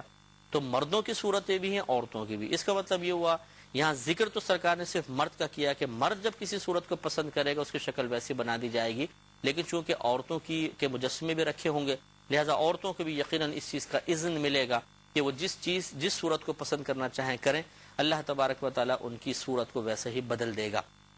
لہٰذا اس سے ایک اور وسوسے کا جواب بھی ہو گیا۔ بعض اوقات ایسا ہوتا ہے کہ شوہر کو بیوی کی صورت پسند نہیں آتی، دنیا کی بات کر رہا ہوں۔ بعض اوقات بیوی کہتی ہے تمہاری تو شکل مجھے بالکل اچھی نہیں لگتی ہے، تو پھر وہ سوال بھی کرتی ہیں یہ ہمارے ساتھ ہوگا جنت میں، یہ شوہر کہتا ہے کہ یہ میرے ساتھ ہوگی جنت میں۔ تو اگر بالفرض جنت میں اسی صورت میں بھی انسان داخل ہو جاتا، تب بھی اللہ تبارک و تعالیٰ اس کو اتنی خوبصورتی میں بدل دے گا کہ معاذ اللہ یہاں کی عادات، یہاں کے جو اخلاقیات ہیں، وہاں جنت میں ایسا نہیں ہوگا کہ یہاں شوہر اگر بات بات پہ مارتا ہے، پیٹتا ہے، برا بھلا کہتا ہے، نکھٹو پڑا رہتا ہے، تو جنت میں بھی ایسی پڑا رہے گا اور کچھ کام نہیں ہوگا، یا کوئی وہی برے اخلاق ہوں گے، ایسا نہیں ہے۔ بالکل پاکیزگی وہاں پہ، بہت ہی مطلب یہ کہ نور چہرے پر، اللہ تبارک و تعالی حسن و جمال عطا فرما دے گا۔ اور اس حدیث نے تو اور وضاحت کر دی ہے کہ اگر بالفرض کسی شخص کو کوئی صورت زندگی میں پسند نہیں آ رہی، زوجہ کی پسند نہیں آئی، زوجہ کو شوہر کی پسند نہیں آئی، تو جنتی بازار باقاعدہ لگے گا اور اس میں صورتیں بدل جائیں گی، جو انسان چاہے گا ویسی صورت ہو جائیں گی۔ لیکن یاد رکھیے گا کہ چونکہ جنت میں ناپسندیدگی والی کوئی شے ہے ہی نہیں، تو ایسا نہیں ہوگا کہ جنت میں داخل ہو کے شوہر فرسٹ ٹائم ہی یہ کہہ دے کہ یار یہ تو پھر وہی میرے ساتھ آ گئی، اس کی شکل مجھے پہلے چھین لگتی تھی، ایسا نہیں ہے۔ بلکہ جو بھی جنت میں داخل ہوگا ہر چیز سے راضی ہوگا، اللہ تبارک و تعالی وہاں پر قلب کو راضی کر دے گا۔ اور رضامندی دو طریقے سے ہو سکتی ہے، بالفرض اگر دنیا کے اندر کسی کی شکل و صورت عام سی ہے تو وہاں بھی عام سی ہی رہے، لیکن اللہ تعالی شخص کے دل کو راضی کر دے اور یہ اس کو عام سی صورت بھی بہت اچھی لگنے لگ جائے، یعنی دل کی کیفیت بدل دے، اصل صورت ویسی رہے۔ اور یہ بھی ہو سکتا ہے کہ اصل صورت کو ہی بدل دیا جائے اور پھر دل کی کیفیت اس اچھی صورت کے ساتھ موافق ہو جائے۔ لیکن یہ ضرور ہوگا کہ یہ ایسا نہیں ہوگا، یہ تو میں نے دو صورتیں بتائی، ایسا نہیں ہوگا کہ چہرہ معمولی سر، تبارک و تعالی ہر ایک کو انتہائی حسن و جمال عطا فرما دے گا۔ جنت میں داخل ہوتے ہی کوئی ایسی شے انسان کو نظر نہیں آئے گی جس پر وہ یہ اس انداز سے کلام کر سکے کہ یوں ہوتا نا زیادہ اچھا تھا، یوں ہوتا تو زیادہ بہتر تھا۔ ہر چیز بہتر سے بہترین کے درجے کے اوپر ضرور ہوگی، ادنا درجے کی نہیں ہوگی۔ وہاں کوئی نگاہ کسی قسم کا نقص تلاش نہیں کر سکتی ہے. ہاں اس میں بہتری کے پہلو ہی نظر آئیں گے اور انسان کی عقل متعجب ہوگی کہ واقعی ان کو بنانے والا بہت وسیع علم رکھنے والا ہے اور بڑی عظیم قدرت والا ہے اور وہ ہمارا رب ہے. تو نبی کریم صلی اللہ علیہ وسلم نے بھی بشارت عطا فرمائی کہ جنت میں ایک بازار ہوگا, خرید و فروخت کوئی نہیں ہوگی. وہاں کون اگر وہ تو سارا مال اللہ تعالیٰ کا ہے, اللہ تعالیٰ مالک ہے, اور اللہ تعالیٰ کیا قیمت لے گا, وہ تو سب کچھ عطا فرما رہا ہے اپنے بندوں کو, تو کیا کون خریدے کون بیچے, بس بازار لگا ہوا ہے, ایک صورت و شکل اس کی بازاروں والی ہوگی, اندر داخل ہو جو چیز چاہو بغیر پیسے دی اٹھا لو. یہاں اگر اٹھا لیں تو چوری یا ڈاکہ اور مار پیٹ, وہاں اگر اٹھا لیں تو اللہ تبارک و تعالیٰ کی طرف سے انعام, وہاں ہے ہی نہیں قیمت. تو اس لیے دنیا اور آخرت میں بہت بڑا فرق ہے. حضرت سعید بن مسیب رضی اللہ تعالی عنہ بڑے جلیل القدر تابعین میں سے ہیں. انہوں نے ایک حدیث کو روایت کیا ہے اور یہ خود آگے بیان کریں گے کہ میں نے حضرت ابو ہریرہ رضی اللہ تعالی عنہ سے ملاقات کی تو آپ نے اس حدیث کو میرے سامنے بیان کیا تھا. 5403 نمبر حدیث پاک ہے اور یہ حدیث امام ترمذی نے اور ابن ماجہ دونوں نے اس کو نقل کیا ہے. طویل تھوڑی سی حدیث پاک ہے, جنت کے بازار کے بارے میں انشاءاللہ اس پر ہم کلام کریں گے, لیکن نیکسٹ پروگرام میں وآخر دعوانا ان الحمدللہ رب العالمین. میں بہک سکوں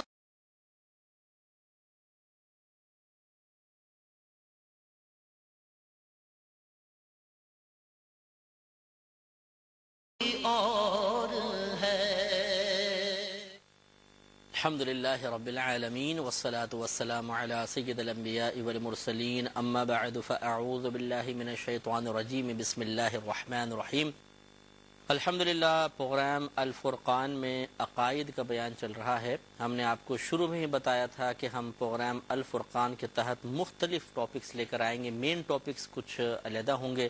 پھر ان کے تحت جو مختلف اور سب ٹاپکس آپ کہہ لیجئے ایسے ہوں گے کہ جن میں اور بہت ساری باتیں بیان ہوں گی. تو عقیدہ ایک ہم نے مین ٹاپک لیا تھا, پھر اس کے تحت بہت سارے ہم نے موضوعات پر کلام کیا, اور پھر انشاءاللہ جب یہ عقائد کا بیان ختم ہوگا تو الفرقان پروگرام ختم نہیں ہو جائے گا, بلکہ مزید ہم موضوعات پر کلام کریں گے جو آپ کی خدمت میں انشاءاللہ عرض کیا جائے گا.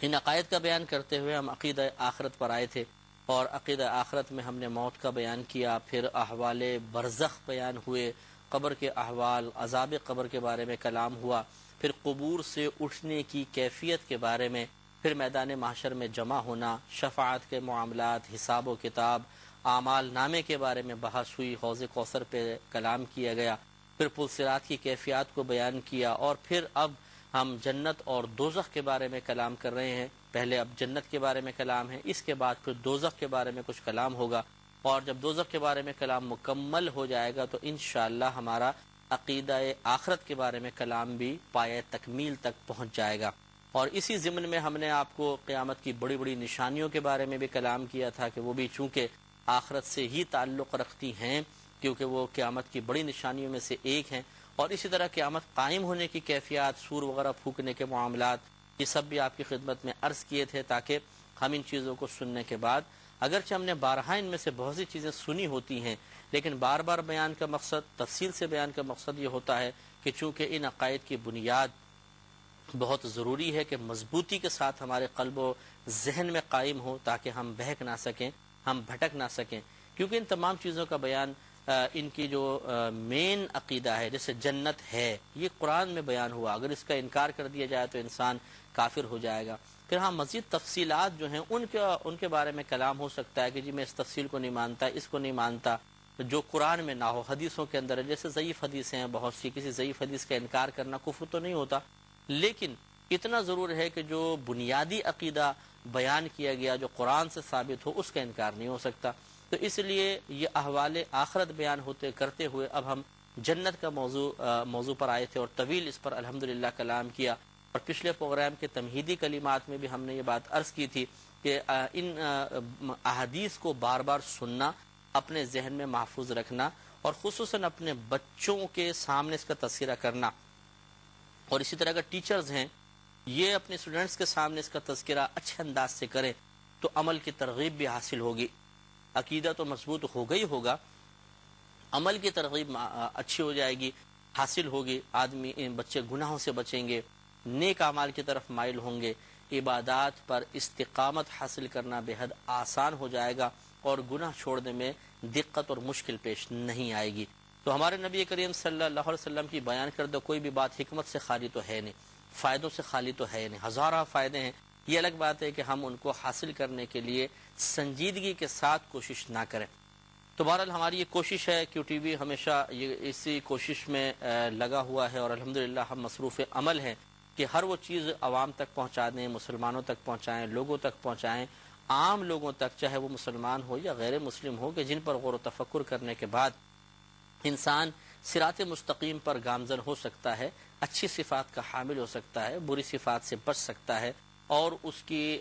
طبیعت میں، اس کے اخلاقیات میں، اس کی سوچ میں، اس کے تسلسل فکر میں ایک پاکیزگی پیدا ہو سکتی ہے، سنجیدگی، مضبوط پن پیدا ہو سکتا ہے، جس کے بعد اس کے لیے ترقی کرنا اور اللہ تبارک و تعالیٰ کی بارگاہ میں ایک اعلیٰ مقام حاصل کرنا کوئی زیادہ دشوار اور مشکل نہیں رہے گا۔ تو پچھلی مرتبہ جو ہم آخری حدیث عرض کرنا چاہ رہے تھے، حضرت سعید بن مسیب رضی اللہ تعالیٰ عنہ نے اس کو حضرت ابو ہریرہ رضی اللہ تعالیٰ عنہ سے روایت کیا ہے، ترمذی اور ابن ماجہ نے اس کو نقل کیا، حدیث نمبر 5403 ہے۔ یہ کہتے ہیں کہ یعنی حضرت سعید بن مسیب رضی اللہ تعالیٰ عنہ کہتے ہیں کہ میں نے حضرت ابو ہریرہ رضی اللہ تعالیٰ عنہ سے ایک مرتبہ ملاقات کی، تو حضرت ابو ہریرہ رضی اللہ تعالیٰ عنہ نے مجھ سے فرمایا کہ میں اللہ تعالیٰ سے دعا مانگتا ہوں کہ مجھے اور تمہیں جنت کے بازار میں جمع فرما دے۔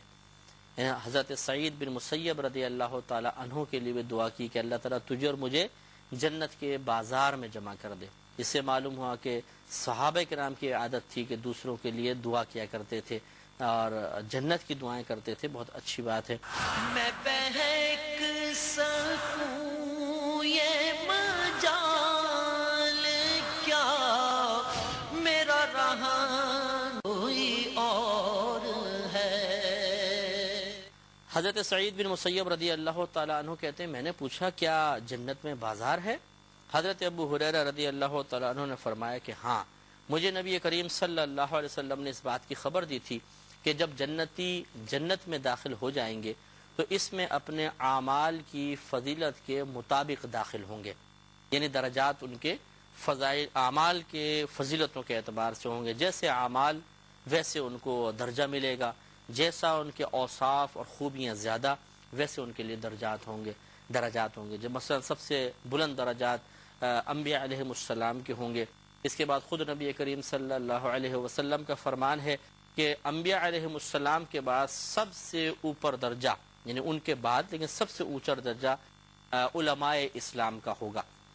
علماء کرام کا ہوگا۔ تو چونکہ صحابہ کرام علماء ہیں، ان کا درجہ ہوں گے، اولیاء اعظام وہاں پر ہوں گے، اور اس امت کے دیگر علماء فقہا وہاں پر ہوں گے، پھر اسی طرح لوگ درجہ بندی ان کی ہوتی رہے گی۔ تو آپ نے ارشاد فرمایا کہ اس میں اپنے اعمال کی فضیلت کے مطابق داخل ہوں گے، پھر انہیں دنیا کے دنوں میں سے جمعے کے دن کی مقدار میں اجازت دی جائے گی تو وہ اپنے رب کی زیارت کریں گے۔ یعنی دنیا کے اندر جیسے تمہارا جمعے کا ایک دن ہوتا تھا اور اس میں تم اہتمام کرتے تھے کہ جمع ہونے کا، جیسے جمعے کی نماز کے بعد صحابہ بیٹھتے تھے، جمع ہوتے تھے، اسی طرح وہاں پر بھی جیسے جمعے کے دن تم جمع ہوتے تھے اسی طرح مقدار کے مطابق تمہیں جمع کیا جائے گا اور اللہ تبارک و تعالیٰ اپنی زیارت کروائے گا۔ تو ارشاد فرمایا کہ اللہ تعالیٰ ان کے لیے اپنا عرش ظاہر فرمائے گا اور ان کے لیے جنت کے باغوں میں سے ایک باغ میں ظاہر ہوگا،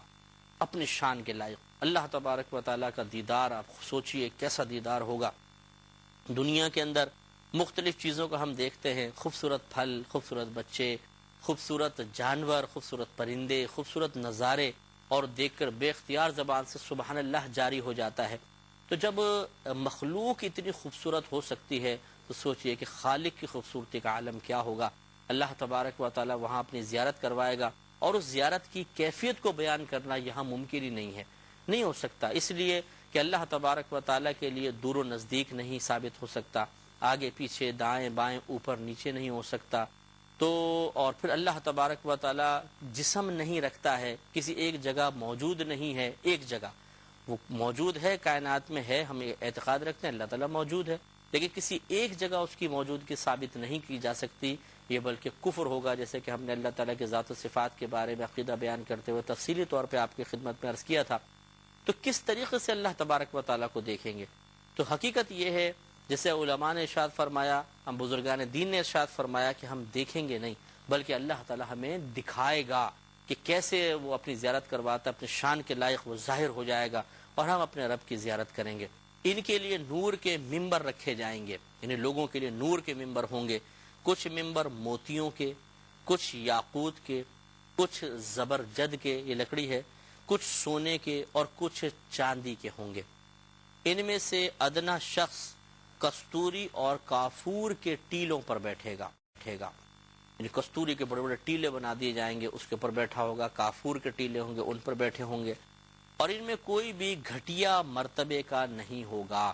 یعنی احساس کے اعتبار سے۔ ویسے تو اعلیٰ اور ادنا درجے نظر آ رہے ہیں، لیکن احساس ایسا نہیں ہوگا کہ کافور کے ٹیلے پہ بیٹھا ہوا کسی یاقوت کی کرسی پہ بیٹھے ہوئے کسی شخص کو دیکھ کر سوچے یار میں ادنا درجے بیٹھا ہوں یا اعلیٰ درجے پر ہے۔ سب اپنے اپنے درجے پر راضی ہوں گے اور کسی کے دل میں اس قسم کا کوئی مکروہ خیال نہیں آئے گا۔ تو آگے ارشاد فرمایا کہ ان میں سے کوئی بھی گھٹیا مرتبے کا نہیں ہوگا۔ پھر فرمایا کہ ٹیلوں پر بیٹھنے والے یہ گمان نہیں کریں گے کہ کرسیوں والے نشست کے اعتبار سے ان سے افضل ہے، کیونکہ اگر یہ احساس پیدا ہو جائے تو یہ احساس اپنے ساتھ ضرور تکلیف لے کر آئے گا کہ یار یہ دیکھو اعلیٰ ہے مدنہ ہے، احساس کمتری ہو ہی جاتا ہے، جیسے دنیا کے اندر بعض اوقات اسی طرح ہوتا ہے، لیکن وہاں پر یہ اس قسم کے معاملات ہیں ہی نہیں، احساس کمتری ہو گئی نہیں، ہر ایک بالکل اپنے اعمال سے اپنے درجات سے راضی ہوگا، اللہ تعالیٰ کی انعامات پر راضی ہوگا، لہٰذا ایک دوسرے کو دیکھ رہے ہوں گے کہ یہ اعلیٰ درجے کے جگہ پہ بیٹھے ہوئے ہیں اور مجھے یہ درجہ دیا گیا، لیکن کوئی دل میں ملال نہیں، کوئی تکلیف نہیں، کوئی پریشانی نہیں ہوگی۔ حضرت ابو ہریرہ رضی اللہ تعالیٰ عنہ کہتے ہیں کہ میں نے عرض کیا تھا کہ اے اللہ کے رسول کیا ہم اپنے رب کو دیکھیں گے؟ یعنی جب سرکار نے بیان فرمایا کہ اللہ ظاہر ہوگا تو صحابہ بھی حیران ہو گئے کہ اللہ تبارک و تعالیٰ کو کیسے ہم دیکھ سکتے ہیں؟ تو سوال کر لیا کہ ہم اپنے رب کو دیکھیں گے؟ فرمایا ہاں، کیا تم سورج اور 14ویں رات کے چاند کے دیکھنے میں شک کرتے ہو؟ میں نے عرض کیا کہ نہیں۔ فرمایا اسی طرح تم اپنے رب کے دیکھنے میں کوئی شک نہیں کرو گے۔ اللہ تعالیٰ اس مجلس میں حاضر ہر شخص سے بلا واسطہ کلام فرمائے گا، یعنی ایسا نہیں کہ یہاں تو جبریل امین علیہ السلام اللہ تبارک و تعالیٰ کا پیغام نبیوں کے پاس لے کر آتے تھے، ہم تو خیر کسی گنتی میں ہی نہیں ہیں، انبیاء علیہ السلام کے پاس آپ حاضر ہوتے رہے، لیکن وہاں اللہ تعالیٰ بلا واسطہ کلام فرمائے گا، درمیان میں کوئی قاصد نہیں ہوگا کہ وہ اللہ کا پیغام کہیں سے لے کر آ کے آپ کو دے اور ہمارا پیغام وہاں پہنچائے، بلکہ براہ راست کلام ہو رہا ہوگا۔ کتنی بڑی سعادت کی بات ہے، آپ سوچئے کہ اگر میں ایک دنیاوی ادنی سی مثال دے رہا ہوں کہ اگر کوئی کسی ملک کے پرائم منسٹر ہوں اور وہ آپ کو بلا کر براہ راست آپ سے کلام کر لیں، ہو کتنی بڑی بات، اخبار میں تصویر آ جائے تو شاید وہ تو فریم کر کے لگا دیں گے، جی ہمارے دادا جان پرائم منسٹر سے بات کر رہے تھے دیکھیے، اور لوگ کھنچوا بھی لیتے ہیں تصویروں پہ، اپنے فریم کر کے لگا بھی لیتے ہیں۔ تو براہ راست کلام میں کچھ اور ہی عزت کا پہلو ہوتا ہے، اور جب براہ راست کلام اللہ کی طرف سے ہو تو آپ سوچئے کہ کس قدر انسان کی عزت افزائی ہوگی، اور اللہ تعالیٰ کا کیسا بڑا کرم ہے کہ ہم جیسے ادنا ترین لوگ جن کے اعمال بھی اچھے نہیں ہیں، برے اعمال بھی کرتے رہے، لیکن اللہ تعالیٰ کے فضل و کرم سے اگر داخل جنت ہو جاتے اور انشاءاللہ ہوں گے، تو پھر اللہ تعالیٰ ہمیں یہ مزید عزت عطا فرمائے گا، سعادت عطا فرمائے گا کہ ہم اللہ تعالیٰ سے براہ راست کلام کی سعادت حاصل کر لیں گے۔ میں بہک سکوں یہ مجال کیا، میرا رہنما کوئی اور،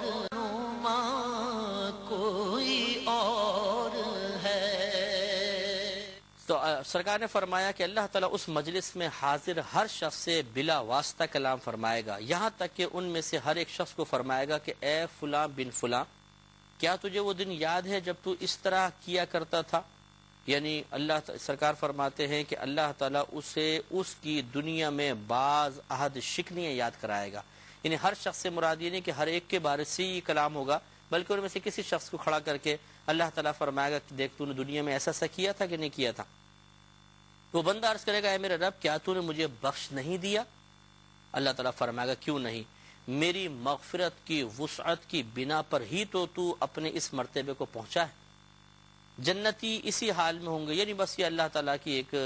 معاملہ ہوگا، کوئی اس کو احساس دلانا، شرمندہ کرنا یہ مقصود نہیں ہوگا، بلکہ اللہ تبارک و تعالیٰ اس کے زبان سے یہی تعریفی کلمات نکلوانا چاہ رہا ہوگا، سننا چاہتا ہوگا۔ اللہ کی مشیت ہے، ہزارہ اللہ تعالیٰ کی حکمتیں ہیں، کیا حقیقی حکمت کیا ہے اور واقعی اللہ تبارک و تعالیٰ کا قصد و ارادہ کیا اس کے پیچھے ہوگا، تو اللہ ہی بہتر جانتا ہے۔ لیکن اعتراف نعمت، اللہ تبارک و تعالیٰ کے انعام کا اقرار، یہ اللہ تعالیٰ کو بہت محبوب ہے۔ تو وہ شخص کہے گا اللہ تعالیٰ تو نے کیا مجھے بخشنے دیا؟ تو اللہ تعالیٰ فرمائے گا کہ میری مغفرت کی وسعتوں کی وجہ سے تو تم یہاں تک پہنچے ہو۔ تو گویا کہ یہ یاد دلانا اس کو شرمندہ کرنے کے لیے نہیں ہوگا، بلکہ ایک رسمی کارروائی سی ہوگی۔ سرکار مدینہ صلی اللہ علیہ وسلم فرماتے ہیں کہ جنتی اسی حال میں ہوں گے کہ انہیں اوپر کی جانب سے ایک بادل ڈھانپ لے گا، بادل آ جائیں گے آسمان اوپر، اور ان پر ایسی خوشبو کی بارش کرے گا کہ اس جیسی خوشبو والی چیز انہوں نے کبھی بھی نہیں پائی ہوگی۔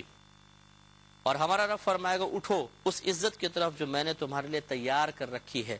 اور جو چاہو لے لو۔ اب وہ سارے کے سارے اٹھیں گے اور ایک بازار کی طرف چلیں گے۔ چنانچہ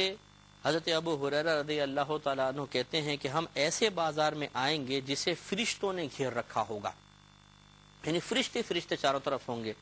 اور ہم ایسی چیزیں پائیں گے جن کی مثل آنکھوں نے نہیں دیکھی ہوں گی، کبھی بھی نہیں دیکھی ہوں گی، نہ کانوں نے اس کو سنا ہوگا اور نہ دلوں میں ان کا تصور گزرا ہوگا۔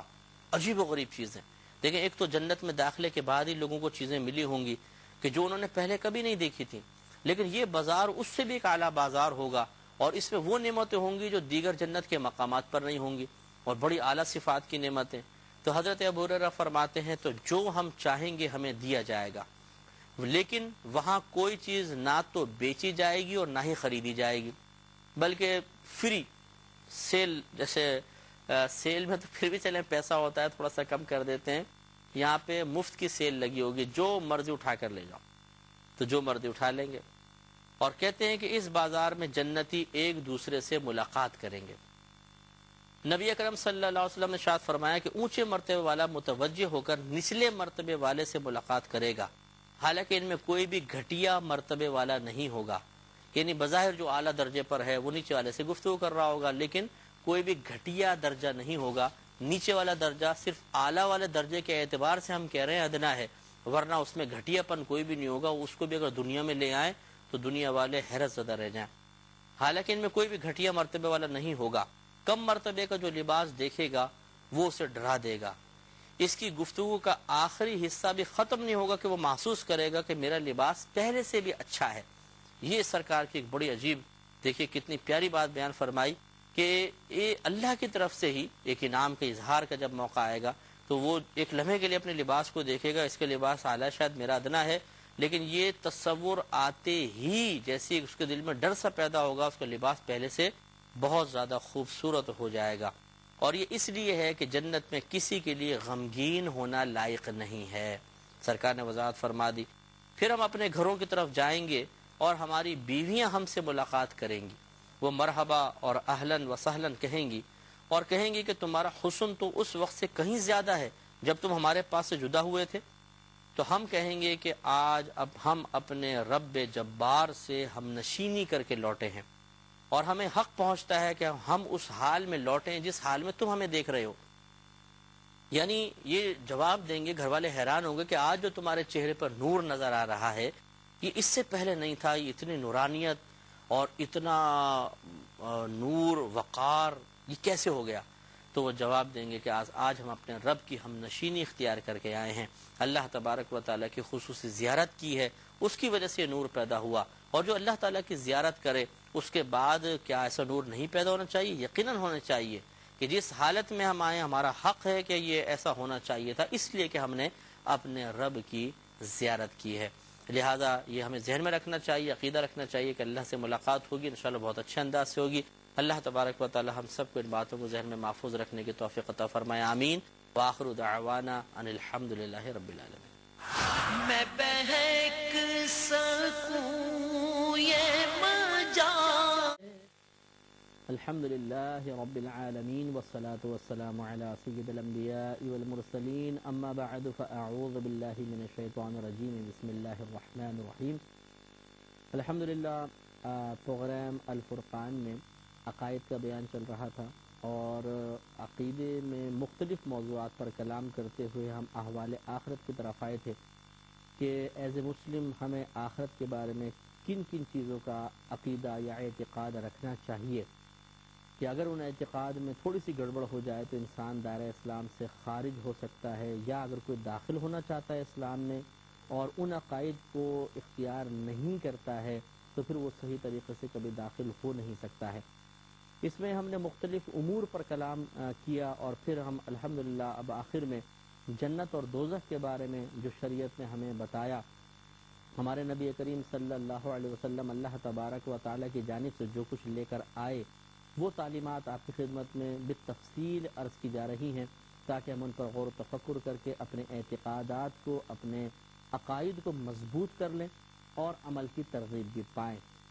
یہ انشاءاللہ جنت سے متعلق آج ہمارا آخری بیان ہوگا، اس کے بعد جہنم کے بارے میں تذکرہ کیا جائے گا اور کچھ پروگرام جہنم کے بارے میں کرنے کے بعد پھر ہمارا یہ عقیدہ آخرت مکمل ہو جائے گا، اور جتنے بھی ہم نے اس سلسلے میں موضوعات کا انتخاب کیا تھا ان سب کے بارے میں الحمدللہ تعلیم اسلام آپ کی خدمت میں پیش کرنے میں کامیابی حاصل ہو جائے گی۔ تو جنت کے بارے میں مختلف احادیث کریمہ آپ کی خدمت میں عرض کی تھی، جنتیوں کی عمر کتنی ہوگی، وہاں پہ کیا کیا نعمتیں پائیں گے، کس طرح کھائیں گے، کس طرح پئیں گے، قضاء حاجت کے معاملات کیا ہوں گے، کیسے کیسے جانور دیے جائیں گے، مشروبات کس قسم کے ہوں گے، ازواج کیسی ہوں گی، حوریں کیسی ہوں گی، بازار کیسے ہوں گے، اللہ تبارک و تعالیٰ کی زیارت اور ملاقات کے معاملات کیسے ہوں گے، یہ سب پر الحمدللہ احادیث کریمہ ذکر کی گئی ہیں۔ چند احادیث کریمہ مزید سماعت فرمائیں، اپنے ایمان کو تازہ کریں، عقیدے کو مضبوط کریں، اعتقاد کو مضبوط کریں اور عمل کی ترغیب پا کر عمل پر استقامت حاصل کریں، یہ بہت ہی ضروری ہے۔ حضرت ابو سعید خدری رضی اللہ تعالی عنہ اس کے راوی ہیں کہ یہ ترمذی، ابن ماجہ اور دارمی نے اس حدیث پاک کو نقل کیا ہے، حدیث نمبر 5404 ہے۔ حضرت ابو سعید خدری رضی اللہ تعالی عنہ کہتے ہیں کہ نبی کریم صلی اللہ علیہ وسلم نے ارشاد فرمایا کہ ادنا جنتی وہ ہوگا جس کے 80,000 خادم اور 72 بیویاں ہوں گی۔ 80,000 نوکر، یہاں پہ ایک نوکر افورڈ کرنا ہمارے لیے بعض اوقات مشکل ہو جاتا ہے، 80,000 خدمت گزار، آپ اندازہ کریں 80,000۔ اگر ایک ایک کو بھی ایک آرڈر دے تم پانی پلاؤ، تم فلاں کام کرو، تو 80,000 احکام دے گا وہ، تو آپ خود سوچئے کتنی اس کی شان ہوگی۔ اور یہ ادنا تر درجے کے امتی کے بارے میں یا ادنا درجے کے جنتی کے بارے میں نبی کریم صلی اللہ علیہ وسلم فرما رہے ہیں، اعلیٰ درجے کے جنتی کے خدمت گزار کتنے ہوں گے۔ تو اللہ کو اگر کوئی راضی کر لیتا ہے، دنیا میں اپنے نفس کو قابو میں کر کے گناہوں سے بچتا ہے، نیک اعمال اختیار کرتا ہے، تو اس کے وارے نیارے ہیں۔ وہاں کی نعمتوں کا حقیقت یہ بالکل درست اور حقیقی بات ہے کہ ہم یہاں اندازہ کر ہی نہیں سکتے ہیں۔ کتنا مرضی آنکھیں بند کے غور و تفکر کر لیں، یقین ہم ضرور رکھیں گے اس لیے کہ ہمارے نبی کریم صلی اللہ علیہ وسلم کا فرمان ہے، لیکن اس یقین کی صحیح کیفیات کا حاصل کرنا یہ ہمارے لیے بالکل پاسبل نہیں ہے، اس لیے کہ 80,000 خدمت گزار کا تصور تو کریں۔ اگر یہاں آپ کو یا مجھے 80,000 خدمت گزار دے دیے جائیں تو ان کو تو پورا ایک شہر قائم ہو جائے گا، پوری ایک کالونی قائم ہو جائے گی، رکھیں گے کہاں پر ان کو؟ اور وہاں جنت میں 80,000 خدمت گزار ہمارے چاروں طرف ہوں گے، کتنا بڑا اللہ کا انعام۔ تو سرکار مدینہ صلی اللہ علیہ وسلم نے فرمایا کہ 80,000 خادم اور 72 بیویاں ہوں گی۔ 72 بیویاں سے مراد جنت کی حوریں بھی ہوں گی، 72 وہاں کی خصوصی طور پر عورتیں دی جائیں گی، لیکن یہ تعداد 72 تک موقوف نہیں ہے، یعنی اس پر ختم نہیں ہوگی، بلکہ اور بھی اللہ تعالیٰ فرمائے گا کم از کم 72 ادنا درجے کے امتی کو یا جنتی کو دی جائیں گی۔ اس کے لیے موتیوں، زبرجد اور یاقوت کا خیمہ لگایا جائے گا۔ اور اسی سند سے ایک روایت میں مزید یہ آیا ہے کہ جو جنتی چھوٹا یا بڑا مر جائے، جنتی سے مراد یعنی دنیا کے اندر جو آدمی چھوٹا یا بڑا کتنی بھی عمر کا مر جائے، چھوٹا مثال کے 2 سال میں مر گیا، پیدا ہوتے ہی بچہ مر گیا، یا بوڑھا ہو کے مرا، کیسے بھی مرے گا، اگر جنتی ہے سرکار فرماتے ہیں وہ جنت میں 30 سال کا بنا دیا جائے گا۔ جیسے پیچھے روایت ہم نے بیان کی تھی 30 یا 33 سال راوی کو شبہ ہے، لیکن اس حدیث میں بالکل ایکوریٹ 30 ایئرز کا سرکار نے ذکر فرمایا کہ 30 سال کا اس کو بنا دیا جائے گا۔ اس کا مطلب یہ ہوا، اس سوال کا جواب بھی مل گیا کہ جو ہمارے چھوٹے بچے انتقال کر جاتے ہیں، 1 سال کا بچہ، 2 سال کے بچے، 5 سال کے بچے، ان کا کیا ہوگا کہ یہ بچے رہیں گے؟ سرکار مدینہ صلی اللہ علیہ وسلم نے بیان فرما دیا ان بچوں کو بھی 30 سال کا کر دیا جائے گا۔ تو ایک حدیث میں جو یہاں نہیں ہم بیان کر رہے ہیں لیکن یہ ہے حدیث پاک کہ نبی کریم صلی اللہ علیہ وسلم نے فرمایا کہ جو بچے چھوٹے مر جاتے ہیں تو اللہ تبارک و تعالیٰ ان کی باقاعدہ پرورش کے لیے لوگوں کو مقرر کر دیتا ہے، فرشتے یا کوئی خواتین ہیں مقرر کر دی جاتی ہیں، اور وہ بچے بڑے ہوں گے اور پھر وہ 30 سال کے ہو کر ہی جنت میں جائیں گے۔ میں بہکا کوئی اور ہے، یہ لوگ اس عمر سے کبھی زیادہ نہ ہوں گے، یعنی ان کی عمریں بڑھیں گی نہیں۔ اب دنیا کے اندر آپ دیکھیے ہم سالگرہ مناتے ہیں، کون سی سالگرہ ہے؟ 5ویں سالگرہ، 6ٹھی، 7ویں، 8ویں، عمر بڑھتی چلی جا رہی ہے۔ لیکن جب جنتی جنت میں جائیں گے 30 سال کے ہو کر جائیں گے، سرکار فرماتے ہیں ان کی عمریں نہیں بڑھیں گی، یعنی 30 سال کے ہی رہیں گے عالم جوانی میں، مضبوط، خوبصورت، اور کبھی جوانی ان کی فنا نہیں ہوگی، اس لیے 30 سال سے آگے نہیں بڑھیں گے، چاہے ہزاروں، اب کتنے سال ہم رہتے ہیں جنت میں۔ اللہ تعالیٰ نے تو واضح طور پہ قرآن میں اعلان فرما دیا کہ خالدین فیہا، ابدا کے الفاظ بھی ہیں کہ ہمیشہ ہمیشہ جنت میں رہیں گے، تو وہاں سال، مہینے وغیرہ ہو تصور ہی نہیں ہوگا، تو عمریں بڑھیں گی نہیں۔ بظاہر اگر آپ عرصہ گننا چاہیں دنیاوی اعتبار سے تو برسہ برس ہو سکتے ہیں، لیکن عمر کا نہ بڑھنا اس اعتبار سے کہ انسان 30 سال پر رک جائے گا، اس میں 31ویں سال، 35ویں سال کے آثار نمایاں نہیں ہو سکتے ہیں، وہ 30 سال کا ہے تو 30 سال کا رہے گا۔ کہ سرکار فرماتے ہیں اسی طرح آگ والے لوگ ہوں گے، اہل النار، جہنم والے بھی اسی طرح ہوں گے۔ کیا مطلب کہ 30 سال کے کر کے جہنم میں ڈال دیے جائیں گے اور پھر وہ ہمیشہ ہمیشہ 30 سال کے رہیں گے۔ اسی سند سے ہے، ایک اور روایت میں سند یعنی راوی یہی ہیں، فرمایا کہ ان جنتیوں پر تاج ہوں گے، اللہ تعالیٰ ان کو تاج پہنائے گا جن کا ادنا موتی مشرق و مغرب کے درمیان کو چمکا دے گا، یعنی اتنا قیمتی موتی ہوگا اور دنیا میں ڈال دیا جائے تو مشرق و مغرب روشن ہو جائیں گے۔ اور اسی سند سے مزید ہے، فرمایا کہ مومن جب جنت میں اولاد کی خواہش کرے گا تو اس کا حمل اس جتنا اور اس کا عمر رسیدہ ہونا پل بھر میں ہو جائے گا جیسا وہ چاہے۔ یعنی کیا مطلب اگر جنتی خواہش کرے گا کاش ہمارے یہاں اولاد ہو جائے، لمحے بھر میں حمل ہوگا، لمحے بھر میں بچہ پیدا ہوگا، لمحے بھر میں 30 سال کا ہو جائے گا۔ لیکن یہ ایک تب ہے کہ اگر بالفرض ایسا ہو، کیونکہ آگے یہ روایت میں آ رہا ہے کہ حضرت اسحاق بن ابراہیم اس حدیث کے متعلق کہتے ہیں کہ جب مومن جنت میں اولاد چاہے گا تو ایک پل میں ہو جائے گی، مگر وہ چاہے گا نہیں۔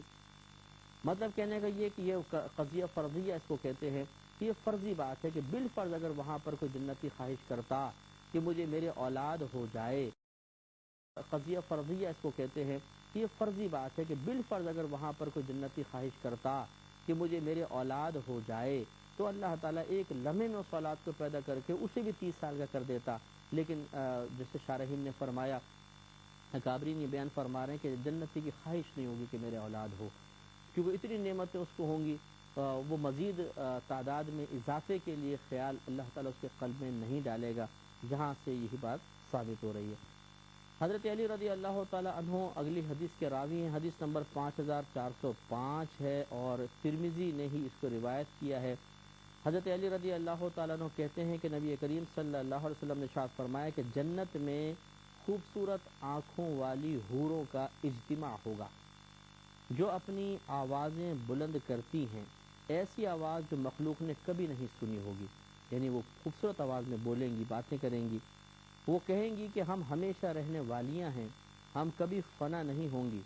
اور ہم خوش رہنے والیاں ہیں، کبھی غمگین نہیں ہوں گی،